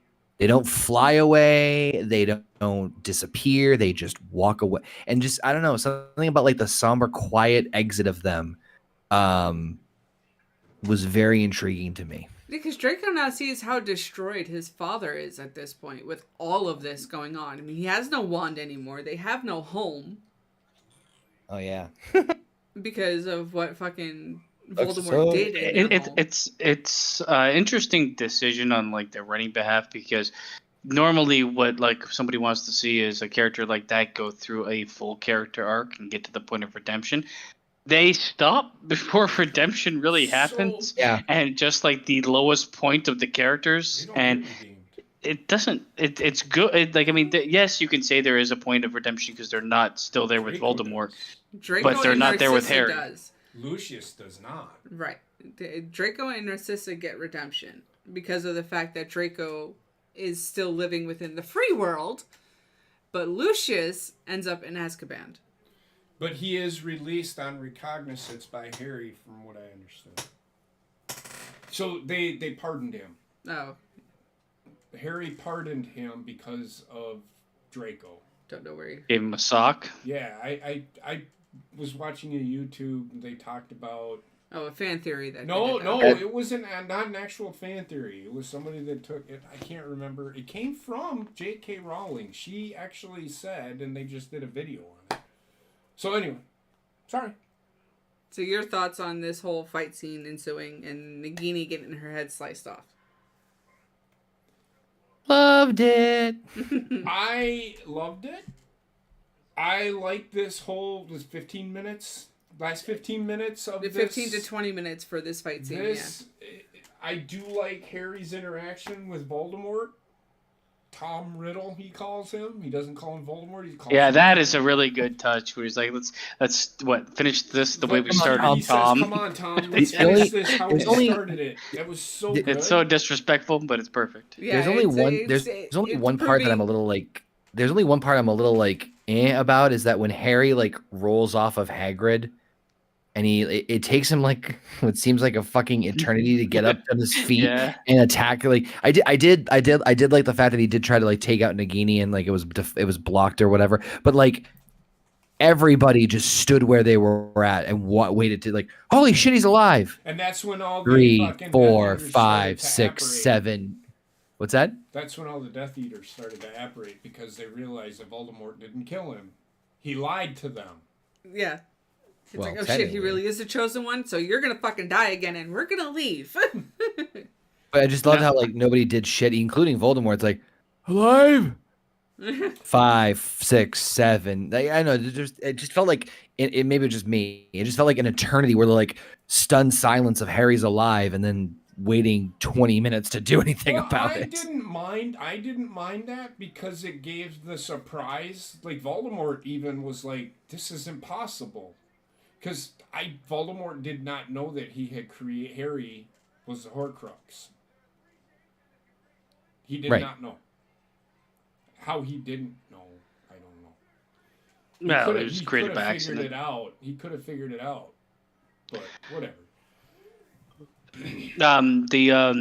The one scene that I liked when I first saw it, but I raised more questions as time goes on is fucking Miss Weasley killing Bellatrix Lestrange. Oh yes. Like it's a great scene when you first see it, but I like the more I think about it, I'm like, I don't storyline wise, was Killing she Bellatrix. the choice I would have made to kill Bellatrix? Doesn't matter. I mean, do. well, it's not like As a mother, if somebody attacks my kid, you better bust fucking believe. Yeah, but Bellatrix fucking held Hermione down and carved names into her arm, and she fucking destroyed Neville's parents. So there's a bit more like backstory for Yeah. other people that might have more. she lost a son. She lost a son. Yeah. Yeah, but we don't. If they showed Bellatrix doing that, Well, Bellatrix Yeah. did kill. that would have been Fair. enough That's for They me. didn't show it in the movie though. They said in the book that it was Bellatrix who killed Fred. Yes. But Yeah. but yeah, the scene I can tell you sitting in the theater, the scene where It's Molly such a good sits there, scene. not my daughter, you bitch. You And bitch. fucking the uproarious sounds coming from the theater with that, it's just like, yes, sir. Yeah, it's a great scene. And then they could have made it. it a bit better because they could have made it a bit more I do want to personal. go back. There was 2 scenes like that. Maggie Smith, when she said, "I always wanted to do that." Yeah, Really that's spoke about a that. great scene too. That's a great yeah. scene too. Yeah, the thing is, this movie is like it's really good, and then, like I said, we're talking nitpicks at times, but like there's like well, all I'm gonna be saying otherwise is like really good. Yeah, I really Yeah, enjoyed this. exactly. We're saying the nitpicks for transparency. So Yeah, but the ending scene is really really great. I don't know how much I love the like the visual. Like, well, actually, it would have worked if Harry Potter was still part Voldemort when they like do the visual of their like faces melding. But Uh, huh? You know when like okay they fall off the cliff, him and Yeah. Tom Riddle fall off the cliff, and then they're like fucking grabbing each other's faces. There's a moment where Oh, Voldemort yes, and yes, Harry's yes, where they kind of face. meld, yeah. Which I died laughing because it's mostly Harry screaming. Yeah, with like I- slits for her nose. Yeah. Yeah. I don't think. Well, it wouldn't have worked. So the loophole, they did a pretty good job of making sure there were no loopholes with the how There's quite a few loopholes well. in this whole story. Well, I mean, okay. It's a don't with ask, don't tell Harry policy. And Tom, the whole stuff with Harry and Voldemort, no, there's no loopholes. Where's the loophole? Oh, I mean, with Harry and Voldemort specifically, Yes. That's what he's probably. talking I mean, about. that's pretty cut and dry. I was saying with the entire story. No. He was speaking specifically with those two. So they protected the thought that who actually was in possession of the Elder Wand. I also We'll kind of get there. don't That's the expect very that end he just here. We'll get turns there. into dust. I didn't mind We'll get there. We'll get there. There's another paragraph for that. But the scene where Neville finally that's a great breaks through and gets to chop off Nagini's head before she strikes on fucking Hermione and Neville. It's just that was Hermione another and Ron, you mean? yeah. That It's was just visually another a great scene, uproarious too. moment in the theater. Yeah, like I mean, first of all, Neville's like the unsung hero of this whole fucking Oh, franchise. absolutely. And then to get him like his come up, like to get his moment to shine, Oh, yeah. and like the edit visually looks pretty fucking stunning when he does it. So I really, and you got like Nagini when Nagini like turns to dust or whatever, like the cloud above is just like a bunch of Voldemort faces. Yeah. I will Yeah, it say that Nagini was not always bad. No. Which again. When She wasn't always a snake either. Well, she was an animorph, right? An animagus. An animagus. She was an animagus. He So was she a could, dread. He should- whatever you want to call it. But so she wasn't always bad, so I kind of felt bad for her Mm-hmm. because she was a Horcrux that Didn't need to be made, but didn't need to be made, but Voldemort made it. So yeah. Quick little side note I forgot to mention here. The concept of the story ending at Hogwarts, I love. yes. It makes all the sense in the fucking world. And as much as I may have like criticized some aspects of being, and I still stand that Hogwarts is the shittiest school on the face of the fucking planet. From a story and a visual perspective, even for the book, it's fucking genius to have them bring everything back to the school where like everything, it's where everything started, it's where everything's ending. Yep. And just something I wanted to note that I personally thought was a nice little touch. Mm-hmm. Yeah, and it's also a final way to include, like, if every fucking book includes the school, okay? If the last book didn't All the include side the school, characters and yeah. Yeah. yeah. So it was good, and we also didn't talk about Katie Bell dying. Come on, guys. Well, Who? Katie Bell, did she? Isn't she that was the one of girl the that was like students that infatuated with Ron? Ron Lavender. Wait, she Lavender died? Brown. Lavender Brown. No, died. that's- Yeah. Yeah, she died. She was on the ground, dead. Hermione tried Juan. to save her. Even in the book, Hermione saves her once, but then she ends up dying anyway. So And honestly, they just show her face dead and Yeah. move on. No one says anything. No one cares. well, Hermione Nope. casted something over her. I think it was. Dead. I don't know what she casted over her in the movie, but as they were running through and they saw that Lavender was dead, Hermione casted like a little spell. I think was to put flowers on her or something. So that was it was Wait. a nice touch because you know. Wait, Running hold by all on. these dead bodies. Flowers for you. Flowers for you. Yeah, exactly. One for you, one for you. Wait, Katie, are we talking Katie Bell or is this No, the other Lavender girl? The girl that was in Brown. love with the girl that was in love with Ron. In Oh one yeah, of no. the movies. Katie Lavender- Bell was the one who got the curse where she's like screaming. Okay. Yeah, Yes. not her. Sorry. Yes. The other one. But that was good growth there because it was showing that Hermione had moved on and respected Lavender. You know, and didn't wish death upon her. So You daft She didn't Jimbo. need to. yeah. Yes. moving on here, Harry and Voldemort cast spells at each other, and Voldemort's killing curse backfires and kills him as the Elder Wand that's what flies to, happened. flies to Harry. Harry explains to Ron and Hermione that Draco was master of the wand, not Snape, because Draco disarmed Dumbledore before Snape killed him. Then at Malfoy Manor, Harry disarmed Draco, making Harry the true master of the wand. Harry then snaps the wand in two and throws it away forever. I am not a fan of this. It I never am happened with in you. the book. What's that? So the Deathly Hallows now do not exist. No, the cloak still exists. I know that, but And the stone, right? the And stone. if stone's does- dropped in the ground, maybe it still works. Yeah. I don't didn't like this mind either, it. Connor. I'm with you. They Hold had to on. They had to end the Elder Wand. They had to. Yeah, no, that's not It's the not that's that, not that's not what I have the problem with. What were you saying, Heather, about the book? In the book, Harry never breaks the wand. You should have. Eh, So, that so still the doesn't- thing is, in the book, like these, and I think like what I felt was like, stop swerving me. There's one like there's a bro, good let me swerve. tell you, bro. It was one too many swerves, and it was also like, let me explain this, or let me over explain this because it's so convoluted. Yeah. It just doesn't work so much in a movie script. I think it works a lot better in the book for like tracing, but it's also it harkens back to the fucking issue we had with Ollivander at the beginning. So Yes, but that line there, making Harry the true owner of the Elder Wand, and then him breaking. I didn't mind it. I don't care about the breaking part is like fine for me. It's the actually I'm the true owner. Actually, it was me all along. Like that. It's just And another Ron sitting like there. thing. What does happen in the book is Harry does explain all of that in the book.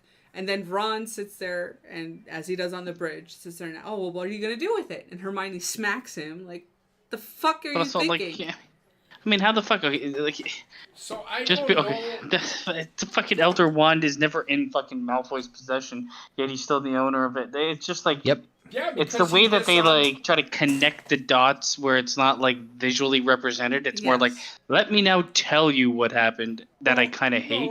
No, because he did disarm Dumbledore. I know, but like visually, they don't like it's There's- in a book it works Malfoy because you can never- visualize it Malfoy yourself. never In the physically movie, held the there's a Elder Wand. disconnect. It was buried with Dumbledore. I'm explaining Basement's side of this I here. get it. So Malfoy never physically held the Elder Wand, so therefore, because it was buried with Dumbledore, so therefore, Malfoy being disarmed of the wand that he had all throughout the school year. It was his mother's. No, it was his wand. No, According to Ollivander, in the movie, it He was was- Draco Malfoy's wand. no. So here's the thing. One. When they were in the... Harry disarmed Malfoy. In the Right. manor, yes. Right. With his wand from school. When he showed up at school and they went into the room of requirement where fucking Harry and, Malfoy and Harry came face to face and Malfoy pointed his wand at him, he goes, "This is my mom's." It just doesn't... Yeah, quite- Malfoy's That using wand, his yes. wand. We're not talking about that wand. We're talking about the wand before that. The wand he had before that, which is the one he had since the first year of school. Okay. That The one he Ollivander disarmed sits there Dumbledore and with. examines, and this wand was Draco Malfoy. Was Draco. It's just kind of like a Scooby Doo reveal when It it comes is. to the movie. There's no hint or like any sort of indication otherwise, even like through like subtle like foreshadowing Well, that it's one of those things where you sit there and go, "Oh." But it's not that's what- it's not done well for the medium that it's being shown in. I would have even been okay with fucking at some point in time. It's just like an after. Okay, the why it doesn't work is because after the fucking everything has gone down, it's like, oh, and let me connect A, B, C, and D.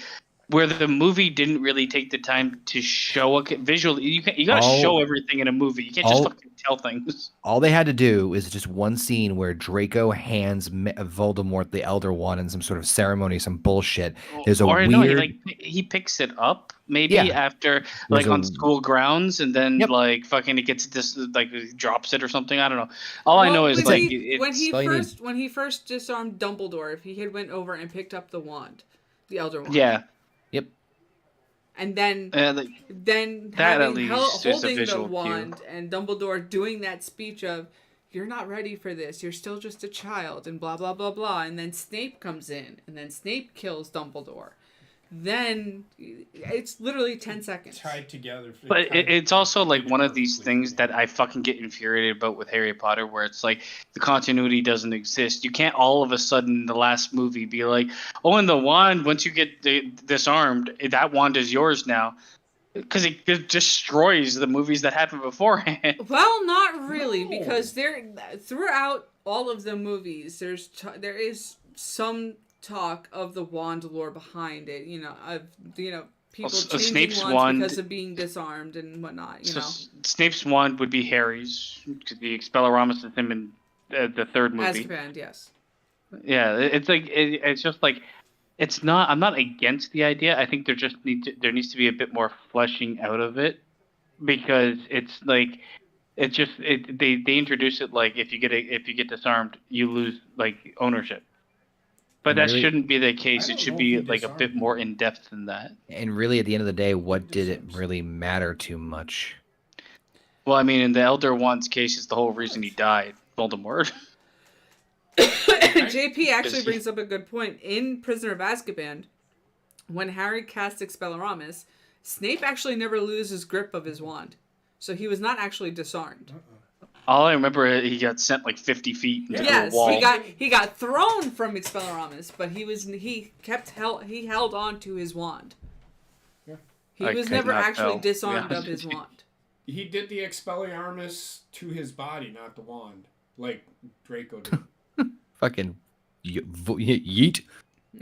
Well, whatever he fucking did. I'm sure if I look back in the movie, I a moment of that happening. Personally, on just a personal note, the idea of like, oh, it could either be someone's killed and or disarmed. I don't know. It just seemed very like a muddy thing at this point in the story. It's the way they present it. Yeah. Yeah. That's Voldemort's explanation. The only way that you can take over a wand is if you kill somebody, which is what It's- does to it's It's Snape. not true. It's because Voldemort believes in that level of Yes. Yes. like that's his character, right? Yes. But like I think the problem that I face in the movie, I didn't have this problem with the book, but the problem I face with the movie is that it's just like and by the way, this is how I Yep. It's very much like an anime explanation after something's happened.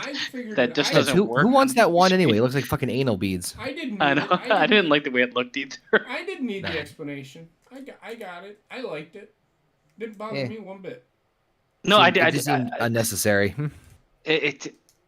There's a better way to tell that story visually, I think, than just tack on at the end. With the anal I mean, beads. obviously I knew what was happening because I read the fucking books, but like the way that they do it on screen, it's like the first movie really highlights the Deathly Hallows, and then they Does it? yeah, but there's a whole talking fucking about like the scene of first- them showing exactly how the not the Deathly first Hallows Part came to one be, of- and that if you have them all, you're a master of death, which is kind of like alluding to if Harry Potter owns everything, then he won't die when he gets killed, technically, right? But like the way that they just added on in the end. And then, by the way, we have one more swerve for you, but we got to tell you it line for line. Yeah. Like you look at the Mhm. the Snape chain, the Snape swerve versus the wand swerve, like night and day, man. I didn't mind it because if Harry would have known that, then he knew he wasn't dying. You kind of needed that emotional moment where Harry really thought he was gonna fucking die. Just saying. Well, I don't think the Harry got I yeeted. don't know. It's a combination of two things with that one, but whatever. Differing opinions, but now we get to the end of the true ending of the movie.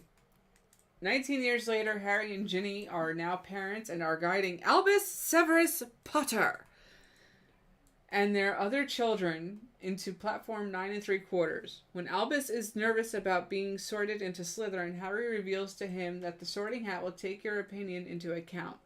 The Potters meet up with Ron and Hermione, who are married, no shit, who then watch as their kids ride away on the Hogwarts Express. I just got one thing to say. Why in the fuck would you name your kid Albus? Well, Albus. No. I mean, you go Albus Severus, why not fucking add Hagrid in there, considering Hagrid was your motherfucking guidance from year 1 to 7? I shouldn't have said that. I didn't care for this, but I will say this much. Here's the thing. I don't think Hermione and Harry needed to end up together. I think who ended up together was perfect. Well, yeah. I mean, I just hate the on-screen chemistry of Ginny and fucking Harry Potter. I get it. It's still like writing-wise, it's the right choice for those characters. My question to you guys: I would have liked some interaction with them three. They didn't say a fucking word to each other. Like, we're just here, we're going to smile, we're going to fake smile because we are arguing over who's the better or.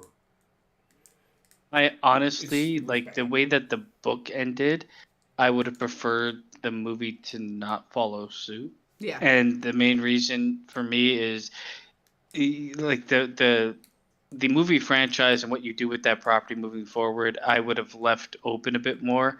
There's so much more. Like, these are still kids. There's so much more you can do with the characters and their adolescence and their fucking when they're adults and fucking on beyond that. And you don't I even get have it for to go the that book. far. You could just go a month after all of that happening. Exactly. I could see like, or you know, like you show them a couple of years later in a. They didn't need to do the kid angle, and obviously, like none of them looked bright as older people. Yeah, Did you bang Ginny? Oh, fucking brilliant! Malfoy looked like he was about to fucking crawl back under the inner city bridge after he was done. I was like, what the fuck? What happened to this guy? But the I would have preferred the movies to end different than the books. I get the books ending and it works perfect because that's the end of the story she wanted to tell. The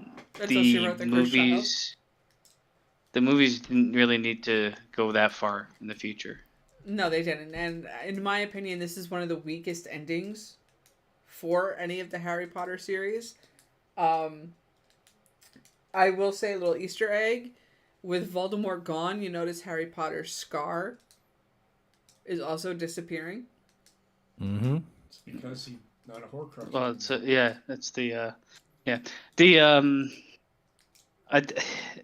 it's the idea that like you got rid of Voldemort and everything in the Wizarding world is fine forever and forever. Like it's like it's too much of a Disney ending. It's way too much of a Disney ending for one. Especially for how dark the fucking movie was. Yeah, kids are dead. I did not Anyway, like done. that. And I was gonna say the scene where Harry Potter and Voldemort are fighting each other in the courtroom, and it's the what you have as the thumbnail. There's a bunch of fucking dead kid bodies. Yeah. I was like, holy shit! I didn't notice that the first couple of watch throughs. Yeah, it does feel like a Disney movie. The sweatshops. No, but yeah, to me, this is one of the weaker endings for any of the Harry Potter movies that have come Didn't out need it. because of the fact that they went so far ahead and none of the three actually speak to each other. You don't even have Draco and Harry speaking, but yet you have Draco. You have Draco giving Harry that knowing, yeah, good all day, mate. Nod. Break the little bead wad and be done with it. Right. Well, they never were friends. No, but you know what? No shite. I mean, he did give him a nod. Harry gave him a nod back, and that's good enough for me. You know what it is? It's you spend like every year of fucking 7 years of these kids' lives in this fucking story, and then you skip ahead so far. Yeah. Where it's like, There's do we really no like? I mean, sign of them actually reconciling anything.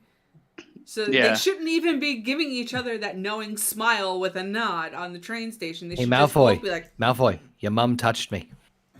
like especially I'd with the let her runtime mom that this touch me. movie is, Fuck. this is an opportunity to kind of like expand on that, show some, like people weren't just in love with the fucking idea of Harry Potter, fucking Hermione, Ron. The world was also there. The wizarding world is not even fucking looked at after I- Voldemort destroys I- everything. I agree with Basement in the sense of like it's a forced attempt at a like, and they lived happily ever after. But Yeah. considering the fucking pile of child corpses that were on screen less than fucking half an hour ago, it's kind of a bit of a divergence. It's a huge Well, I would have liked to see divergence. like, I mean, if they want to close off the story there and never touch the Harry Potter like franchise, at least with these characters past that point, they could have like kind of shown what those characters ended up doing. What those characters ended up doing is just become fucking middle-aged parents. Well, There was like so Harry and much Ron more became there. martyrs.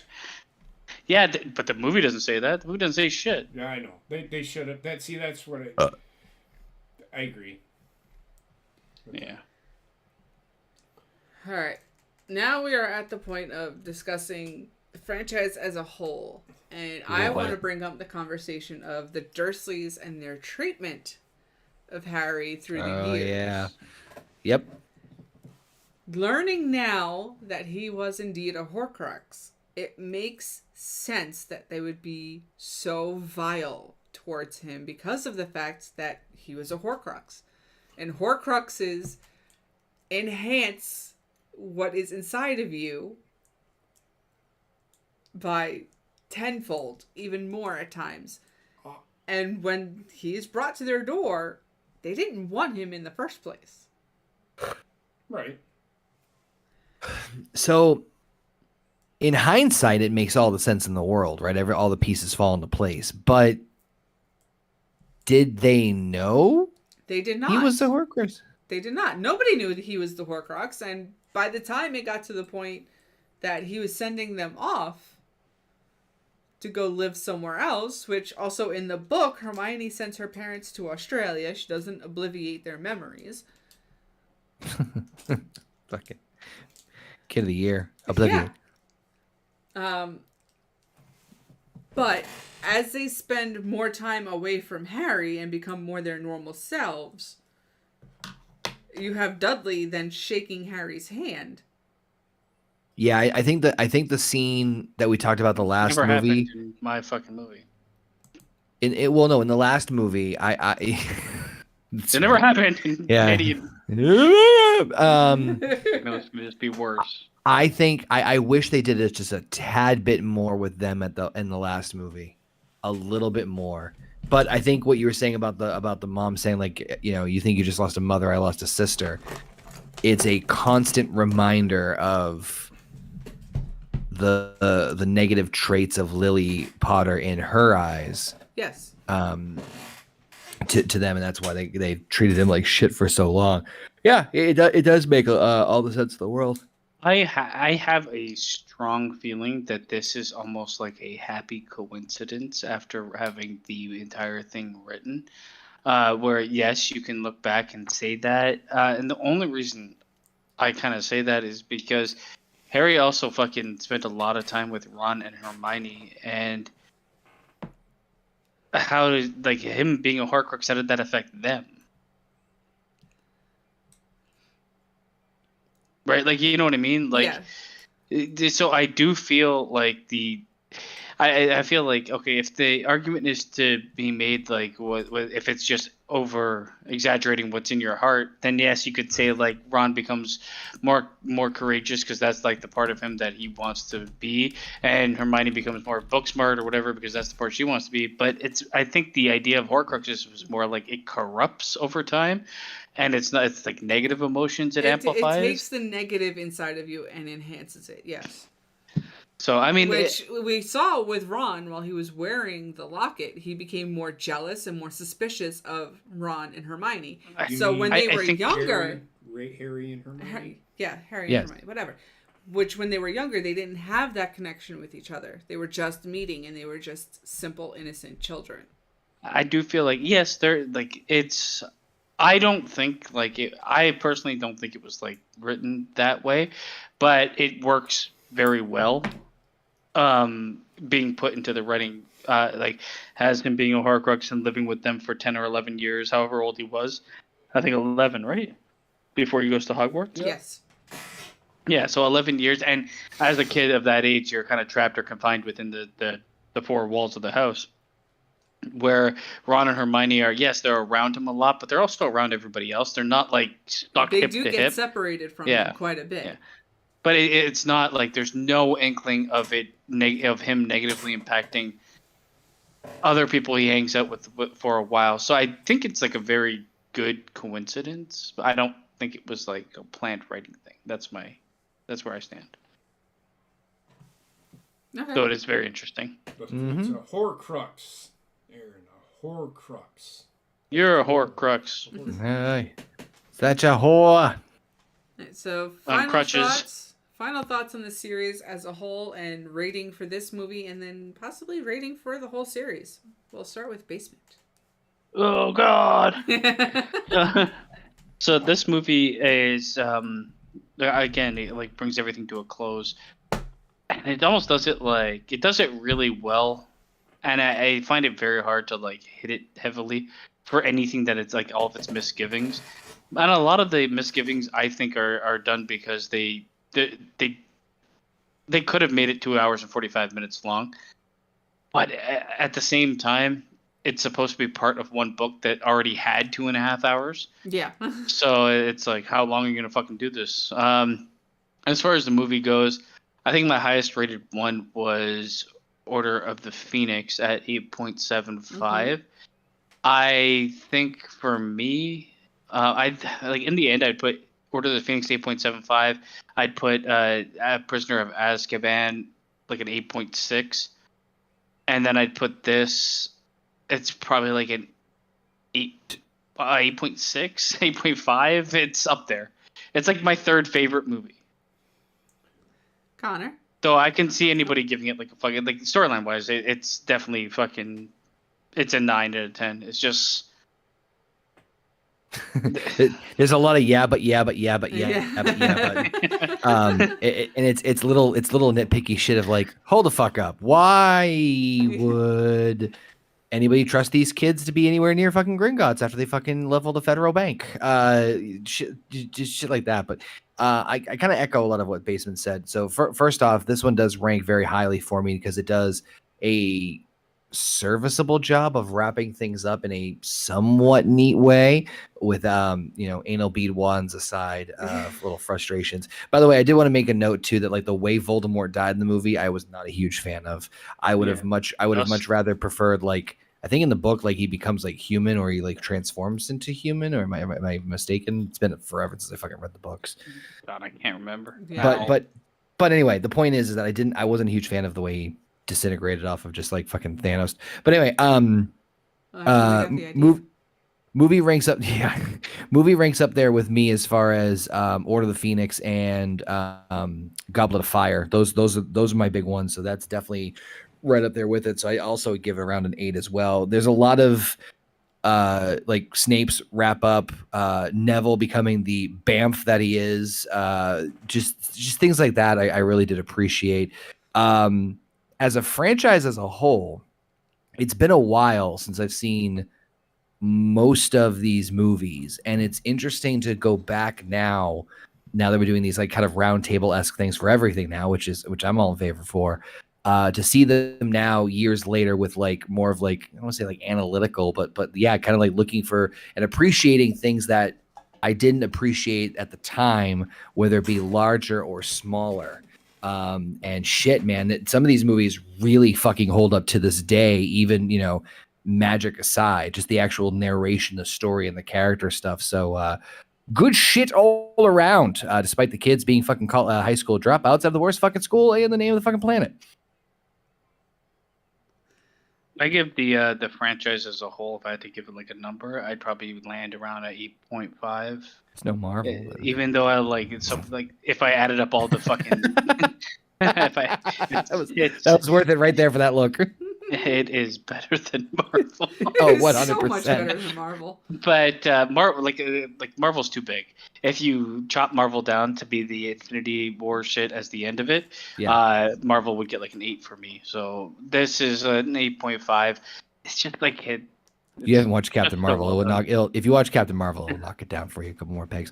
But no, no, it's still like, all jokes aside, fucking damn good, damn good. I think it might be the best franchise put to film. Mm-mm. One of the best. I think it's up there. It's better than Star Wars. No, it's not. Oh man, you want to judge all the movies? Not. The first three. I'm gonna disagree with you because I'm more about the story than what's fucking put on film. The story is better in Hogwarts, in Harry Potter. No, it's not. It's more concise. It's not. It's not. You think it is. If we're just judging the fucking 9 movies against each other, come on. I'm not judging just the 9 movies though. So the thing is, this movie is it here? Is my favorite movie of the franchise. I think it's the best movie of the franchise. I know sequels. We talk about sequels, even though this is a sequel. Every sequel done was good. The Harry Potter is one of the very few, like Star Wars, that can do sequels, and they are usually pretty good. So better than the predecessor. Like, it would just keep getting better and better and better and better and better and better. Getting better and better. There's a couple of them like Star Wars actually just got worse. Shut up, basement.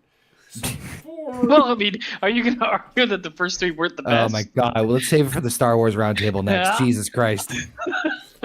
So I give this an 8.75. Oh, the movie or the movie an what do you give the franchise? The whole series, I give it an 8. I'd give it an 8. That's fair. Still not. It's still not Oscar worthy. No, I don't think any of the movies were Oscar worthy. Maybe for like There were performances that were Oscar worthy. I wouldn't say the movie itself was Oscar worthy. I could go more with like sound design at times, visuals potentially. Probably the highest rated movie that I'll ever give. It's even higher than The Empire Strikes Back for me, which is my favorite Star Wars movie. Platoon is my favorite movie of all time. And Platoon's a good movie. So, but I would give this 8.75. The series an 8. Because there's some lulls in that just didn't make sense to me, or just bored the shit out of me. There's a lot of holes in Harry Potter that could be accepted. There is. I think the books would have filled those gaps. No, it's a lot of horror. If you had bothered. A lot of horrors. If I bothered to read the books, which I'm still thinking about reading, it probably would fill the gaps. Honestly, if you read the books, probably start at number 3. Since you've seen the movies. Yeah. The first 2 are very written for children. And if you're okay with that, then go for it. Care. That's about his reading level anyway. I was about damn it, he doesn't you like beat me to to read. I don't like to read. So, but yeah, for me, What about you, Heather? for me, this movie in itself lands around about 8.55, 8.6 for myself. The series as a whole, again, around 8.5. It's one of my favorites because of having the books to read first and then seeing the movies and actually getting to visualize the characters and the story being told that I saw in my head as I was reading it. I'm in the same boat as you. Yeah, exactly. Yeah. I mean, it's one of those series that, because Star Wars has books, but I've not read them. I want to read them. It's such a fucking monster to try to get into. Too many books for you to read. Okay. There's more books in the Harry Potter series. Okay. I read the Pern series, which is 32 books. Yeah, okay. I'm not against the thing is with Harry Potter, it's easy, it's more accessible, and it's than Star Wars. Star Wars spans a huge amount of time and involves a huge amount of characters. And yes, that doesn't mean it's worse or anything. It's just that there's something like I find Harry Potter probably one of the most accessible series for anybody of any age Yes. that wants to get into something that was a huge changing point for like media in general. Yeah, I told Wendy she keeps up doing good work with potty training as she is right now. I would start reading her the books for Harry Potter because she loves the movies. So. I might sit there and listen to it myself. Hey, if that gets you to read the books, then I will. You could all listen to the audiobook done by I thought about someone. doing that. I thought about doing that, listening to the audiobook. It might be on Spotify by now. I don't know. But anyway, yeah, so that'll bring this roundtable to a close. Yep. The Marvel roundtable will return when we get to review Ant-Man and the Quantum Galaxy, and then from there, the last movie we will have to review once it becomes streaming is Guardians of the Galaxy 3, and then we will be on an extreme hiatus for the Marvel roundtable. I think the world will be. Yeah, the world will be on an extreme hiatus from Marvel, which is very welcomed. Yeah, the writers' strike is affecting a lot of things. So as it stands right now, the time of this recording, Ant-Man the Wasp: Quantumania is set to come out on May 17th on Disney Plus. That's about a week and a half from now. Then at that point, like Heather said, the only other movie that is out now that we could review for Marvel, if we were able to all see it, would be Guardians of the Galaxy. I know Secret Invasion comes out at the end of June. That's the miniseries that I think is only 6 episodes long. Thank fucking Christ. And then the highly anticipated movie, The Marvels, is coming out at the end of the year.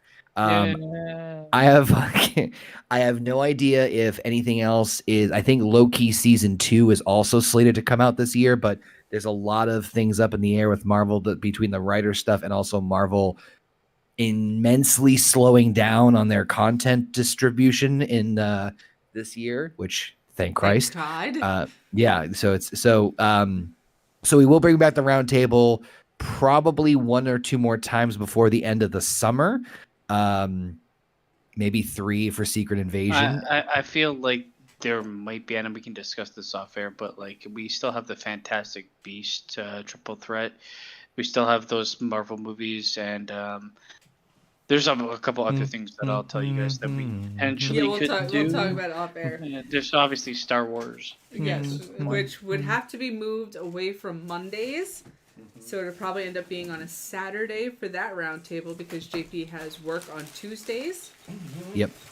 And that will be his roundtable to run and curate. So when the time comes, you will know all about it. But for that, you need to be subscribed and have the notification bells on, my friends. If you have not done so already, do so right now. Bitches. Jesus Christ. Tomorrow, we are off, and Wednesday potentially back with Sackboy. Not entirely sure there yet. And Thursday, I will finally be having the last stream of Hogwarts Legacy. You said that twice already. I know, but now I'm actually fighting against Ranrock. So, hopefully that's the end of it. Hopefully that is the end of it there, and Thursdays will be freed up for anybody else to stream. Fridays, we have HGGM Mode Season 2 coming at your faces. Fast, hard, and furious. Oh, God. It's the go-home show before... It's the go-home show before Money in the Bank, so that's why it's Fast, Hard, and Furious. She said it again. Uh-huh. And then Saturday, possibly some football. Yeah, I'll play another game. I'll do it again. Hey, we won last time, 33-6. So you got can't complain. And then finally Sunday we have No Bucks Given coming at you. So yeah, we'll see you again soon, folks. Good night. Peace out, bitches. Night,